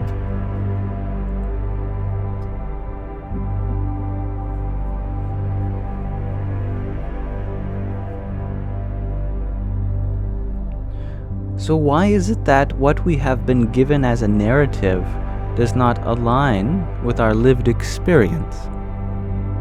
This was from my journal writings. We have perceived absence of God where one is taught to find presence. We're taught that God loves everyone unconditionally. We're even taught that God is omnipresent within everything. When there's a great tragedy, how can God possibly be there? If he was there, there wouldn't be a tragedy, isn't it? So what is the remedy? I asked myself. It is to understand God, or source energy, in terms of absence rather than presence. We're always taught about the presence of God, but let's talk about the absence of God. What is God's absence? In our experience, when we see some suffering in the world, we say, God has left the building, abandoned us. But what do we really mean by that?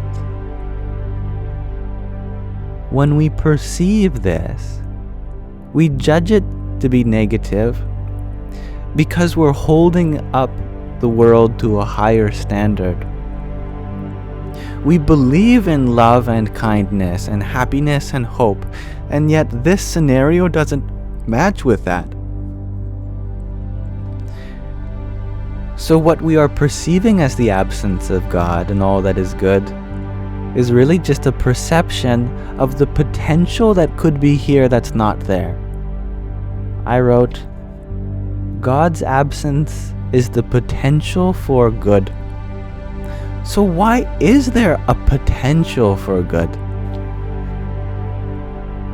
I wrote, to give us the opportunity to help. Why? For our own benefit. Why does it benefit us to be of help? To give us purpose. Why is it purposeful to be helpful? Because we are serving a higher good.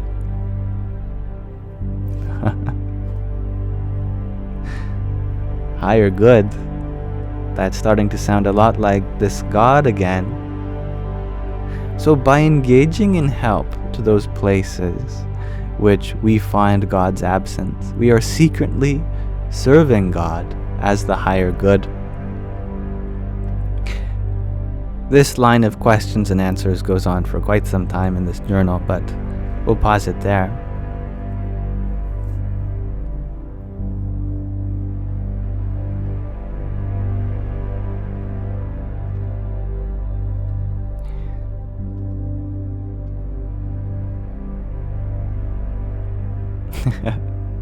I love that, Gregor. Do you believe in God? Yes. Do you believe God exists? No. What? How can one believe in God but not God's existence? Because he exists in his non-existence. and his non-existence is his existence.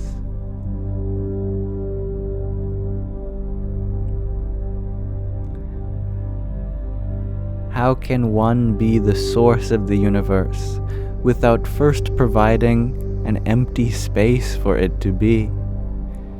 Therefore, God is that emptiness in which the whole universe exists. Otherwise, there'd be no room for His creation. To be made in the image of God means to be made in that canvas of God. That is the space in which all of these places have arisen. Hee hee hee. I don't know why that came out like that. Hee hee hee. I felt a little tiny diny in me, I guess.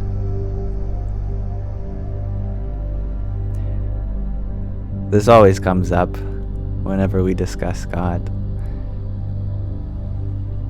Luna, you ask, which God do I believe in? Which God?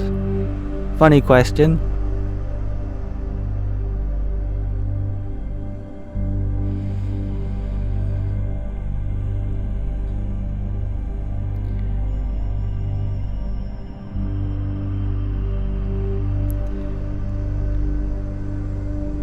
Asking which God does one believe in? It's like asking, which ocean do I believe in? Some say, I believe in the Pacific Ocean. It is what I was raised near all my life.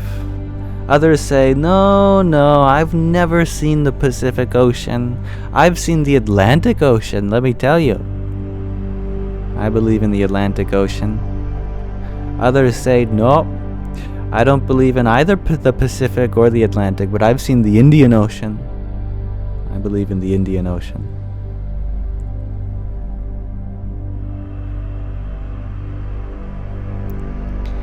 But the wise among people will know that there really is only one ocean. Check. Does the Pacific touch the Atlantic? Yes. Is there any line you can draw where suddenly the Pacific changes into the Atlantic? No. What we call as an ocean is not really an ocean at all, but our own definition for where a part of it starts and a part of it stops. The same is true for that source of the universe we call by the terrible English word God. That infinity that is source. You may call it whatever you like, but you'd only be drawing a boundary over part of the ocean, and its true nature is beyond all boundaries that you can draw within it.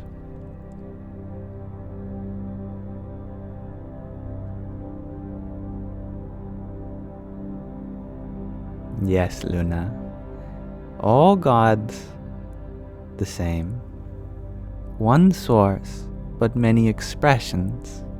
And that's no mistake. The infinitude of that source inspires many expressions, because that's the nature of infinity. For something to be infinite, that means there's no one way to express it. Isn't it? That's something I wrote about recently in my journal too.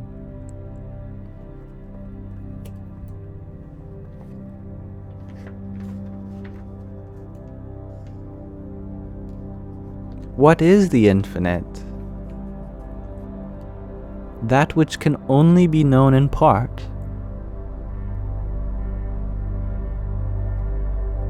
What does it mean to know? To behold, to witness. How is it that there is so much more to behold than what we can witness? So that we may witness infinity unfolding. Why does infinity unfold? to express itself dynamically. Therefore, cultures do evolve, religions do change, and our understanding of God does as well, because it is the very nature of that infinite source to express itself through space and through time.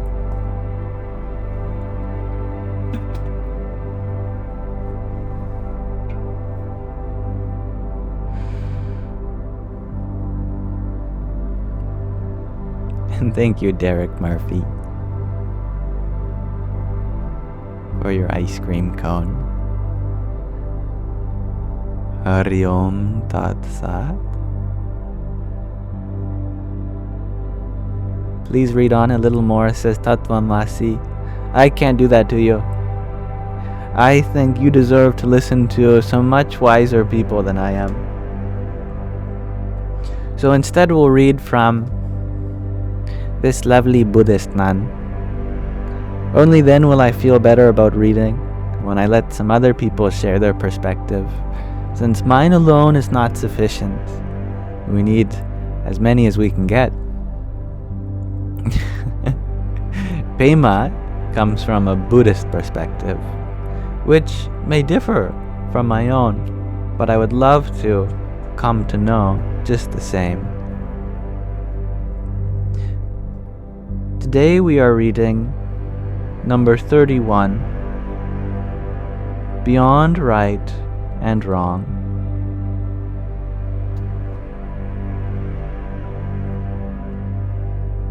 Compassionate action, being there for others, being able to act and speak in a way that communicates, starts with seeing ourselves when we start to make ourselves right or make ourselves wrong.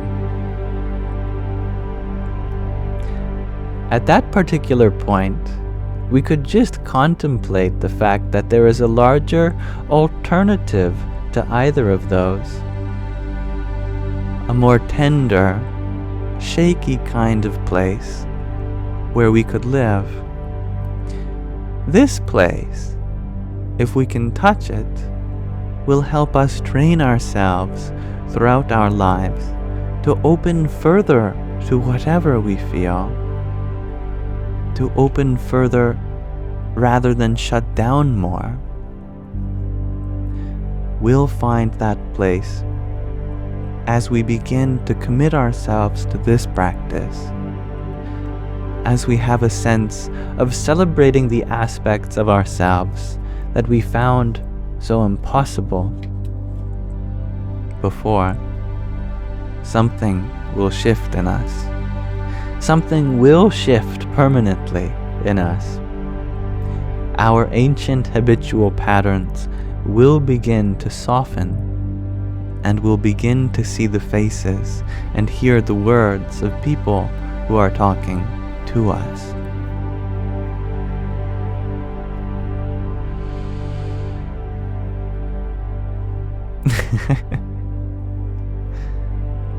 I like that. Beyond Right and Wrong, number 31. Thank you for listening. A nice little interim. Marlon, you shared that you're sorry for your dumb questions earlier. Which ones? I did not read any dumb questions. I only read very intelligent questions. Ones that were authentically part of your experience, and thus you wished to share your perspective and ask about another.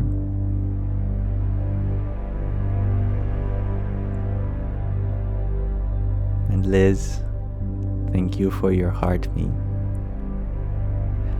Hari Om Tat Sat. Liz, you ask, why is sand called sand? I don't know, you tell me. This has to be a punchline to a joke. If you're asking about the etymology of sand, Well, that's slipping through my fingers at the moment. Much like sand.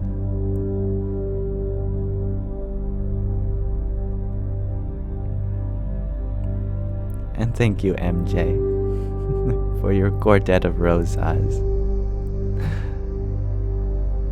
Om Namo Bhagavate Vasudevaya.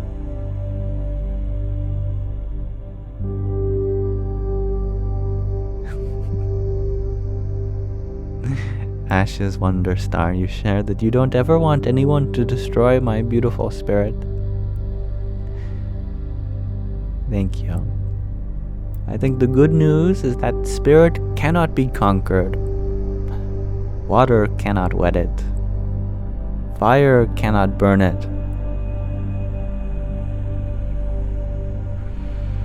And even an X-Acto knife cannot pierce it. A Sharpie cannot stain it.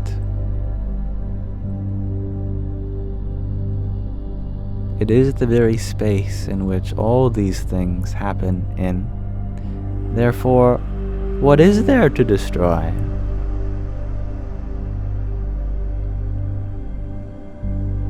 Mr. C, you ask, do I ever get deja vu? Didn't you ask me this before?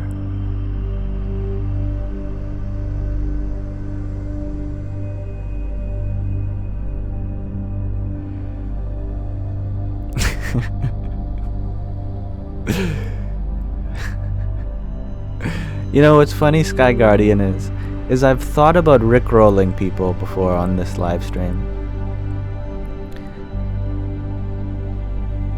When I was planning to do an April Fool's themed live stream, I had planned to actually just play Never Gonna Give You Up for the whole stream.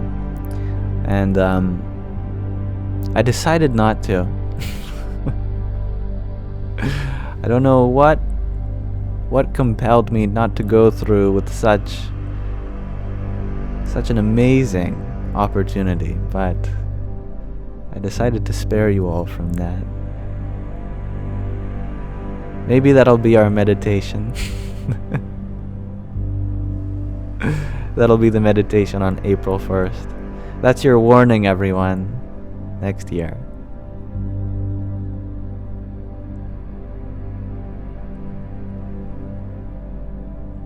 And thank you, Gentry, for your rose as well.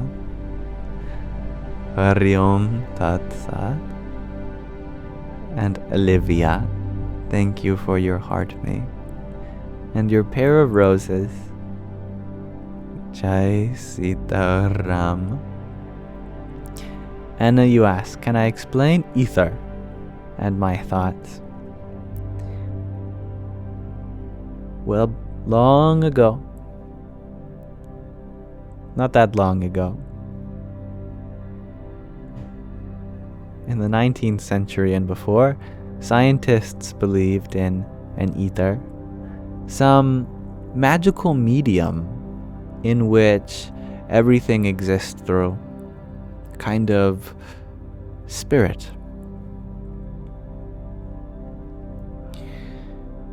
And there were many different scientific experiments that tried to prove its existence, and all of them ended up failing. It wasn't until Einstein came around and said, enough of this rubbish. The true nature of space and time is that it is, what is it? It is a locally Euclidean, four-dimensional manifold with three spatial components and one temporal component, and its curvature is defined by this metric tensor based on the density of energy at any given point. None of this ether wishy-washy business. And then everyone in the scientific community said, okay, Einstein, we get it. You're a brilliant genius. So the idea of the ether kind of died. However, I think that this story is hilarious because they didn't disprove the idea of the ether. In fact, they formalized it.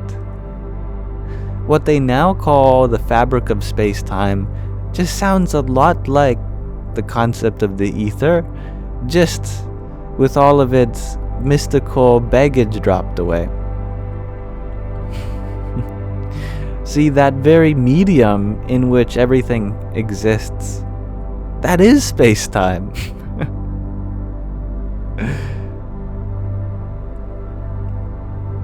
In Sanskrit, the word for this is Akash, and it's the first creation from Brahman, that ultimate reality, specifically Nirguna Brahman. The first form that arises is Akash, space, which includes time. It is the quintessence of fire, Agni, earth, Bhumi, wind or air, Vayu, and water, Ap. The fifth is Akash.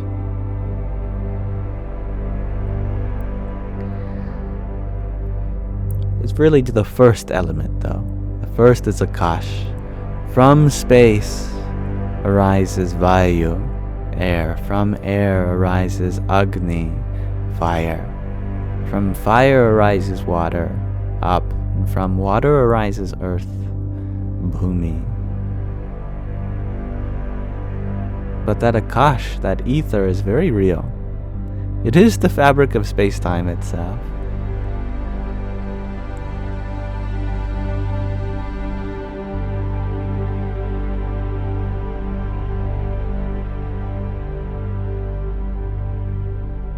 Gregor G, you ask, why does the Chinese idea of the elements have wood and metal as well? They are considered compounds by the 4 or 5 element system. Like that game that went viral many years ago, Little Alchemy. I'm sure many of you played it. You feel like the bunch to play Little Alchemy. From Little Alchemy, you created everything. You just started with 4. Everything exists in combinations.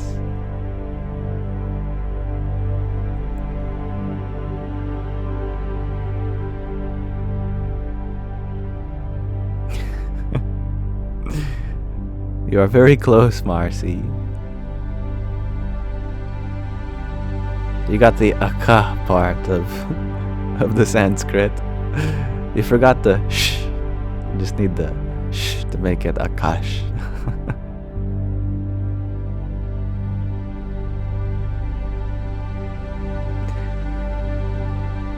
Liv, thank you for your hat and mustache as well. Hari Om Tat Sat. Yet we all need that sh to enter that spaciousness. Because what would space be without the sh of silence?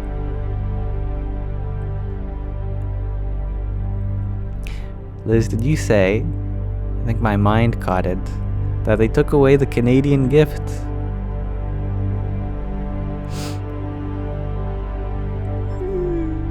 I'm just kidding. It's alright.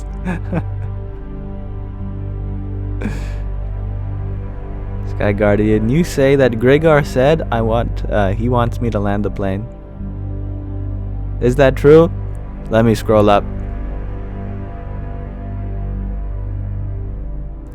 Are you putting words in Gregor's mouth? Gregor, is Sky Guardian putting words in your mouth? You didn't.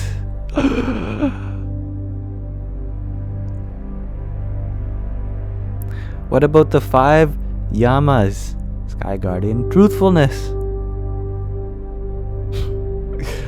I will have to tell your guru, you haven't been truthful.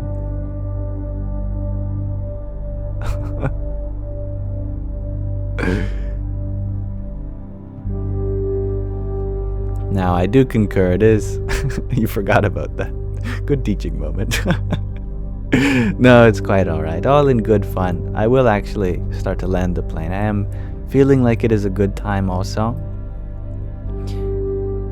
So I thank you all for coming thus far, and I know there may be threads of conversations that we can continue, and you're welcome to continue that with me another time. Either you can reach out to me on another platform and message me, or you can save it for tomorrow or whenever we stream next.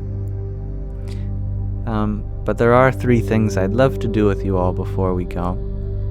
Question of the day, a short reading, and then we'll be doing a kind of contemplation meditation. We'll be watching a video from Sky Guardian's Guru, speaking of whom, Swami Tadatmananda Ji. But my question for you today is, what's important to speak up for? This source energy has given us a voice for us to use. We are very unique on this planet as being able to speak up for certain things that may have gone unspoken in our animal past lives. What is something important to speak up for with this gift of speech? Tattvamasi, you share harm. Definitely. Harm should not go unnoticed, unspoken for. And Cookie, you share what is right. Speak up for that. Freshly Seen, you share protection for others. Tadhastu. Protecting children, shares Liz. Speak the truth, says Sakura. Gregarji, you share those who deserve to be heard. Well put, and what an answer. Magdalene, you share similar sentiment. A voice for the voiceless. You echo that sentiment from a previous answer. You resonate with it. And you have inadvertently explained precisely the purpose of a voice for the voiceless. To echo that sentiment as you resonated with it yourself. And Don Suela, you share advocating for those who are unable to do so, whoever they may be. I love that. No one in particular.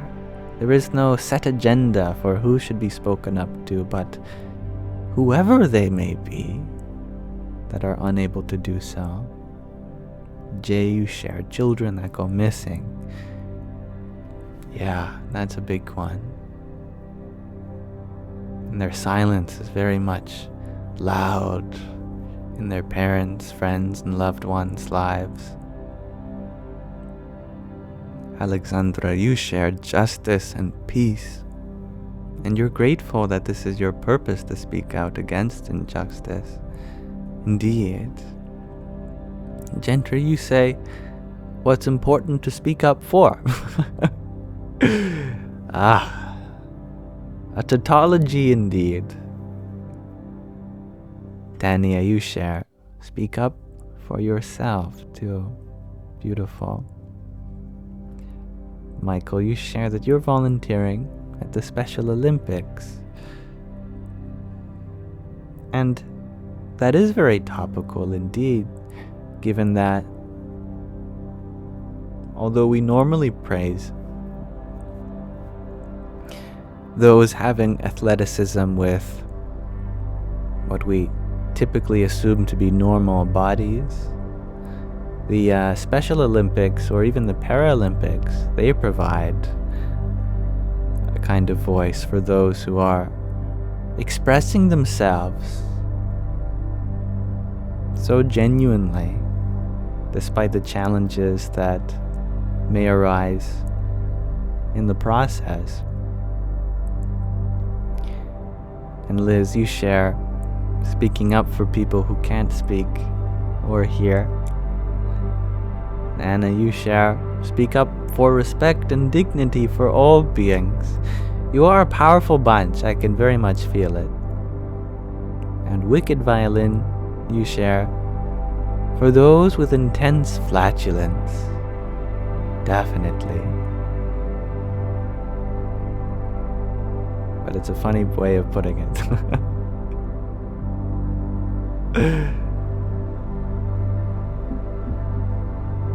I'm not sure. Marcy, it still says ka. Actually, with the dot under the ka, that's an addition that makes it guttural. That makes it a ka.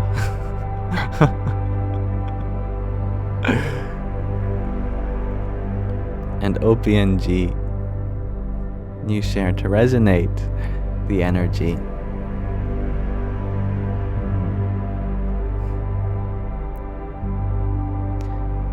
I appreciate your perseverance, Marcy, to to transliterate it into Devanagari. It is a beautiful script, and I certainly encourage further exploration of it. Skippy on the bad day? My goodness. You share creation, art, music. I like this. Positive answer. Jackie, you share animals. People talking or being mean to their house cats. Definitely. Oh, there are few things that get under my skin.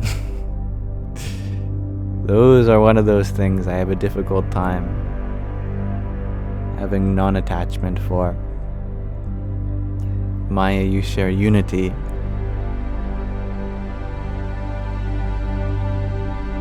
Unity indeed.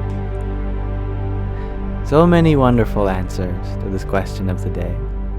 Thank you. Thank you so much. And thank you for using your voice to speak up for those who might not have the ability or opportunity to do so themselves. And let us continue with that theme as we transition into our penultimate session before we end this live. And that's reading from In Love at Ease. A person who spent a lot of time using their voice to let millions of less fortunate be heard, both materially, emotionally, physically, but most importantly, spiritually. This is Everyday Spirituality with Pramukh Swami Maharaj. And you got it, Marcy, yes. That is how you spell Akash in Devanagari. Took a few attempts, but then again, creating space itself is no easy task, is it?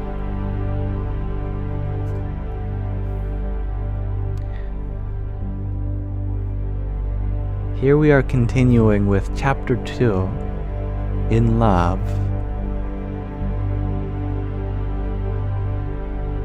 Swami Sri's love made people feel wanted and valued.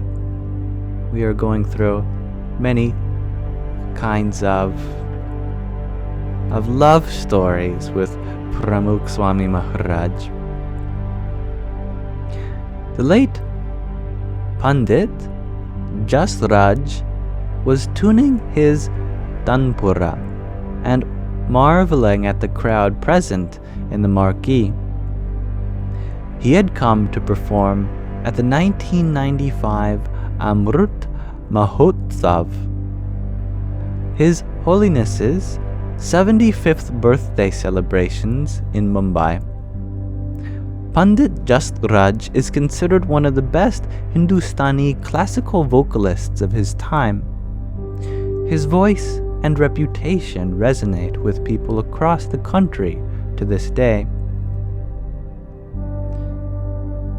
He started with singing a few ragas, melodic framework, on stage and was delighted to see Swami Sri enter the hall. However, after 30 minutes, Swami Sri left to attend a meeting. Soon after Swami Sri's departure, Panditji noticed the growing disruptions and general lack of attention from the audience.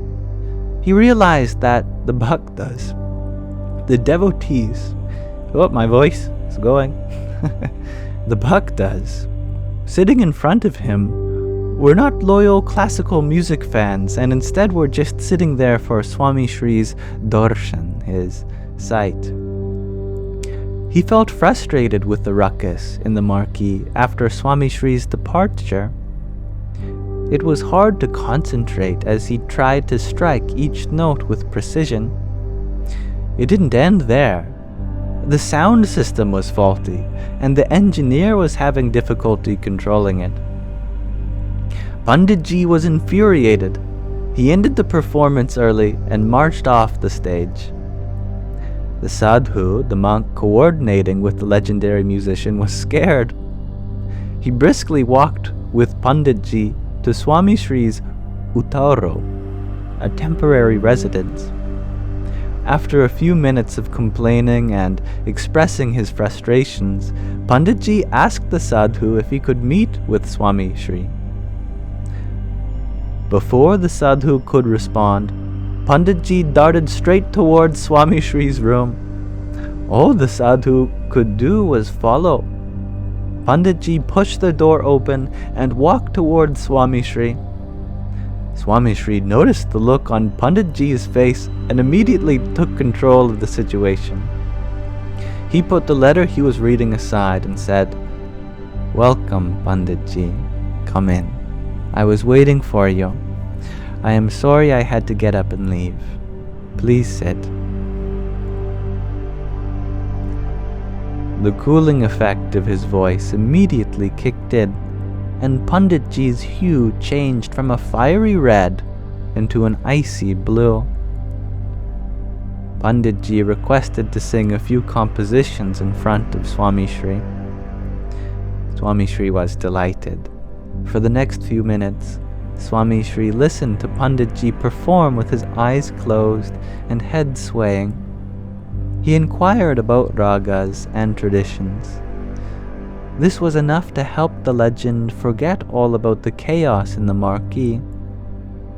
At the end of the conversation, Panditji smiled, bowed before Swami Sri, and coolly walked out of the room. Swami Sri smiled at the young sadhu, silently conveying a lesson of love.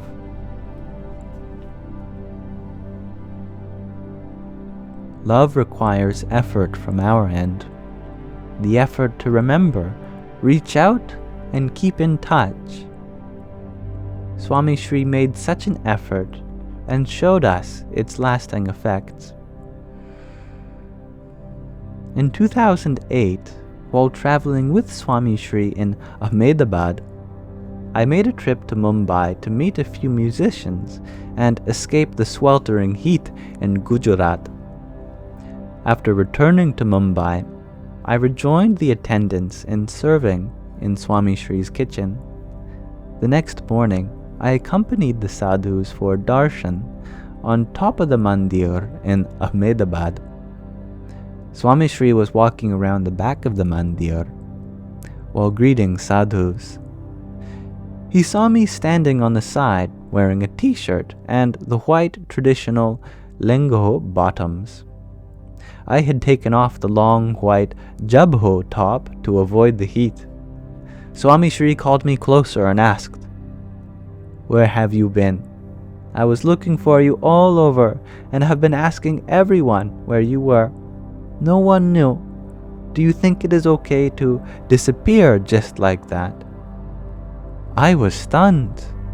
I did not even think Swami Sri would have noticed. I replied, "I was in Mumbai. It was just a few days. I did not bother telling you because I did not want to trouble you. You have packed days and late nights." Swami Sri looked at me sternly. "You troubled me by disappearing without telling me. If you cannot get a hold of me, always tell my personal attendant. Dharma Charandas.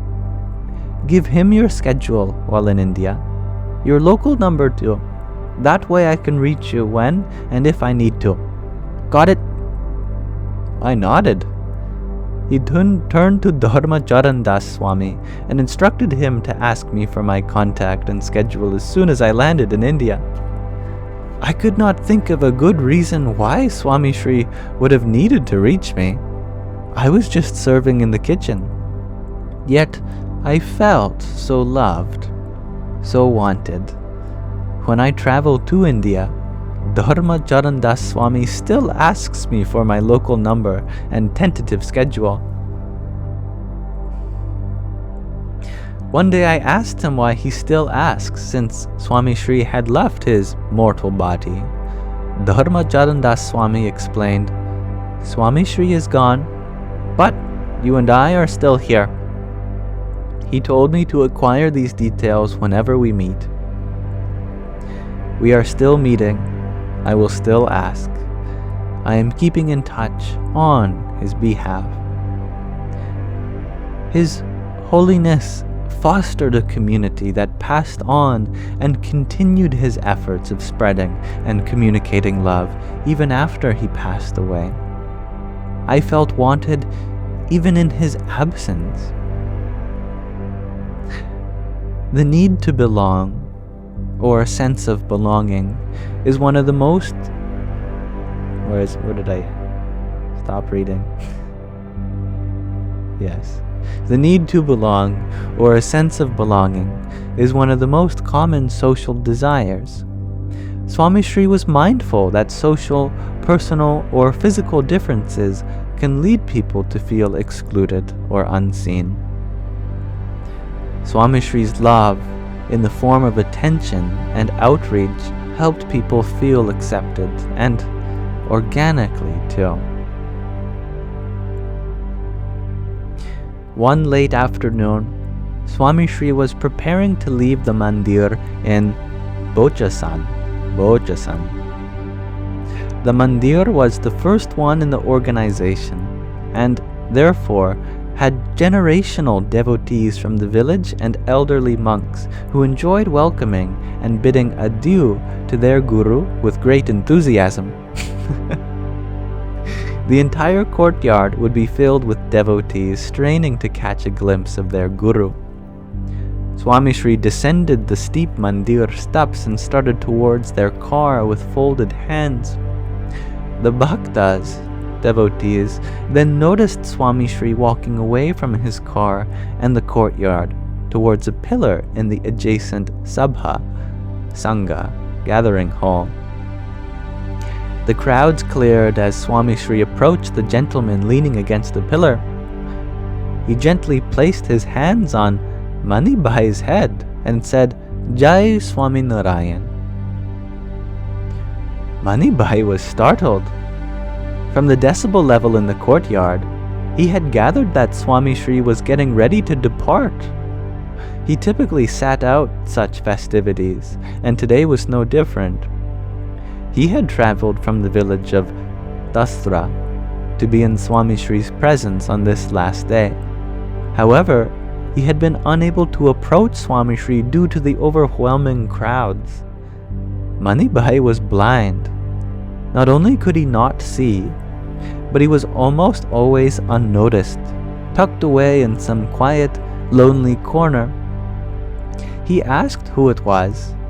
Swami Sri replied, It's me, Pramukh Swami. I noticed you were sitting here by yourself while coming down the mandir steps. I wanted to make sure that I did not leave without meeting you. All well? How are the rains in Dasra this time? Manibhai was at a loss for words. His eyes sparkled with tears of joy. Swami Sri comforted him by caressing his head. The elderly gentleman would never forget the day that his guru included him in a community from which he routinely felt left out of. Swami Sri's love did not carry the weight of pomp and performance, The Guru could have easily have told someone to bring Manibai to the courtyard. Instead, he avoided the performance and walked over himself to the silent corner where Manibai stood alone, reaching out to comfort him instead, to converse with him and to make him feel included. Manibai shared the story with his friends and colleagues for the rest of his days. And we'll pause our reading of Swami Sri's love stories like these, and we'll continue this at another time. But thank you everyone for listening. A very lovely book thus far, and I'm so grateful for Sky Guardian for sending it our way for us to read. On behalf of Yogi Trivedi, the author, who is also very happy that we are reading it. Papa's book. I've mentioned this before, but I also want to mention it again. All the proceeds from the book go to tribal education schools in India as well, which is just a lovely additional piece of information for you. And that concludes our penultimate section of today's live. We will end, but not before we do a short meditation together. One that involves watching a video from Sky Guardian's Guru, Swami Taratmanandaji. Before we start this, however, allow me to thank you, Kelsey, for your bundle of 10 roses, and Amber Myers for your heart meat. Thank you. And Nick Young, thank you for the happy Friday. Though it is not quite yet Friday, at least for me, you may be in the future. I appreciate these gifts as I read, and allowing me the honor to extend my gratitude back to you now, given your patience. Radhe Radhe. And Kaibin, you saw my story, 3 hours on the dot, and I'm still live. Indeed, welcome. I always end as soon as you join. Well, the good news is that in the coming days, perhaps even tomorrow, depends on if this month goes to 31 days or 30 days. Maybe you can tell me. I don't know my months yet. Does May have 30 days or 31 days? It has 31? Okay, so not quite tomorrow, but overmorrow, the day after, we'll be starting earlier times for our earlier viewers in Europe and other time zones that are in the future. Specifically, we'll start at 12 p.m. Pacific time, noon Pacific time. That's 5 hours earlier than our normal time.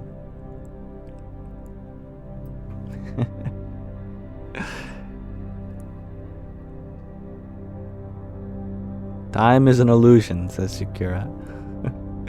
It is, but it's not a very good excuse if you miss your doctor's date, your doctor appointment.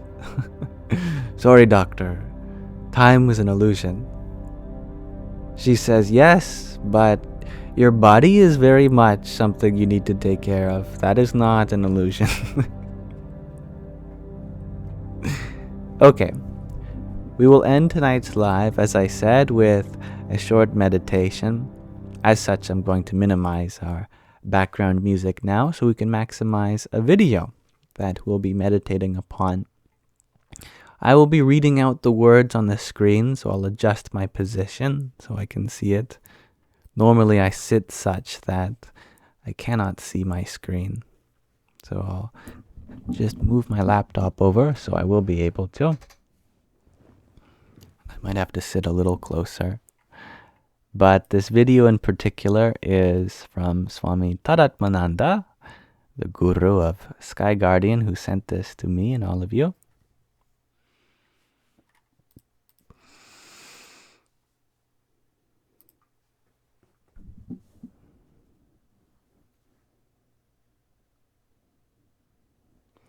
This is on Amrita, the Nectar of Immortality, according to Advaita Vedanta. At least that's the title of the full video. We'll be just listening/watching to a short section. That'll be our meditation for tonight. I am excited. And let me make sure that it's not too loud so you can hear my voice. Let me just turn it down.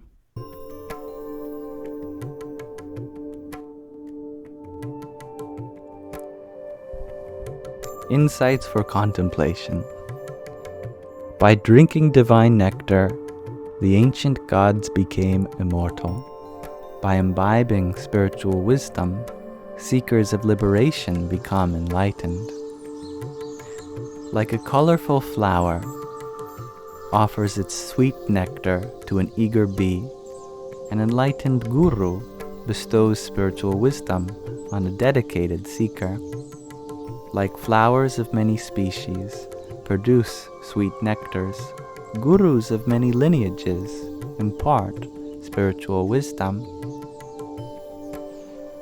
Like flowers of certain species can't produce sweet nectar, gurus lacking certain qualities can't impart spiritual wisdom.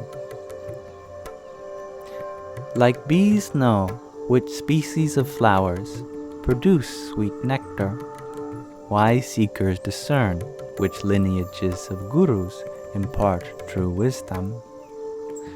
Like a bee searching for a perfect flower never finds sweet nectar, a seeker searching for a perfect guru never finds spiritual wisdom. Like bees are attracted only to sweet nectar, not leaves or grass, seekers are attracted only to spiritual wisdom, not worldly pleasures. Like weak bees can't reach the flowers of a distant meadow, unprepared seekers can't grasp the wisdom of an enlightened guru. Like bees buzzed noisily until coming to rest on a beautiful flower, seekers debate stridently until finally accepting an enlightened guru. Like a bee intoxicated by fragrance flies from flower to flower, a seeker fascinated by philosophy goes from guru to guru. Like bees never harm the flowers that provide sweet nectar, seekers greatly revere the gurus who bestow spiritual wisdom. Flowers produce nectar to attract bees for pollination, but gurus bestow wisdom without expectations or ulterior motives. Like a flower offers sweet nectar from deep within, a guru imparts spiritual wisdom from his or her heart. Like bees make delicious honey from sweet nectar, enlightened gurus bless the world with spiritual wisdom.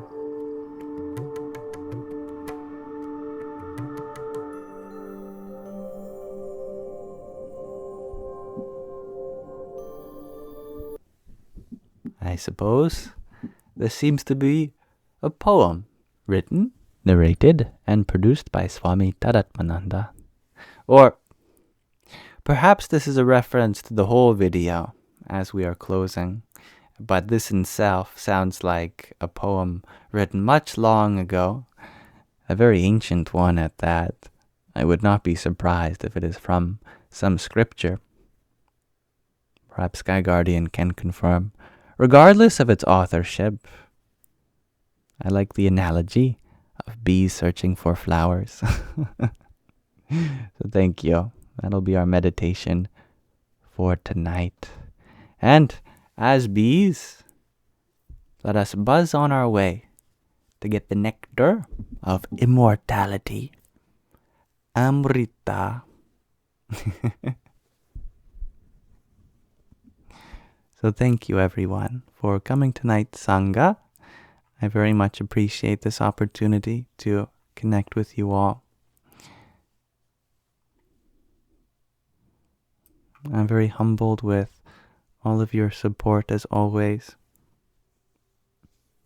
And I'm very grateful to continue this Sangha with you all tomorrow. And thank you. Thank you, everyone, for standing up for what is right, speaking up for those who need their voice to be heard, and being a guide of love and generosity for all those who need it. As always, my closing messages tonight include the following. If ever you felt like there was something that you wanted clarification on in this video, well, I'll be uploading the whole thing to my Yamsox Lives YouTube channel, which serves as an archive for all of them. There I've transcribed the video and parsed the chapters so that you have a full-fledged description of each video that you can click on the timestamps of practically everything down to the minute. So, for example, if you asked a question but maybe it got cut out and you wanted to hear my response, open up the description. There's a good chance that my software caught that question and there's a timestamp that you can click on just to go to it directly so you don't have to mindlessly scroll through the whole multi-hour long live stream. So, without further ado, I bid you adieu, and I will be offering this live stream to the feet of Shri Radha Krishna, one form of the Divine Mother and Father that I am personally attracted to. Radhe Krishna, Radhe Krishna, Krishna Krishna, Radhe Radhe, Radhe Shyam, Radhe Shyam, Shyam Shyam, Radhe Radhe. May you all have a beautiful rest of your present moment.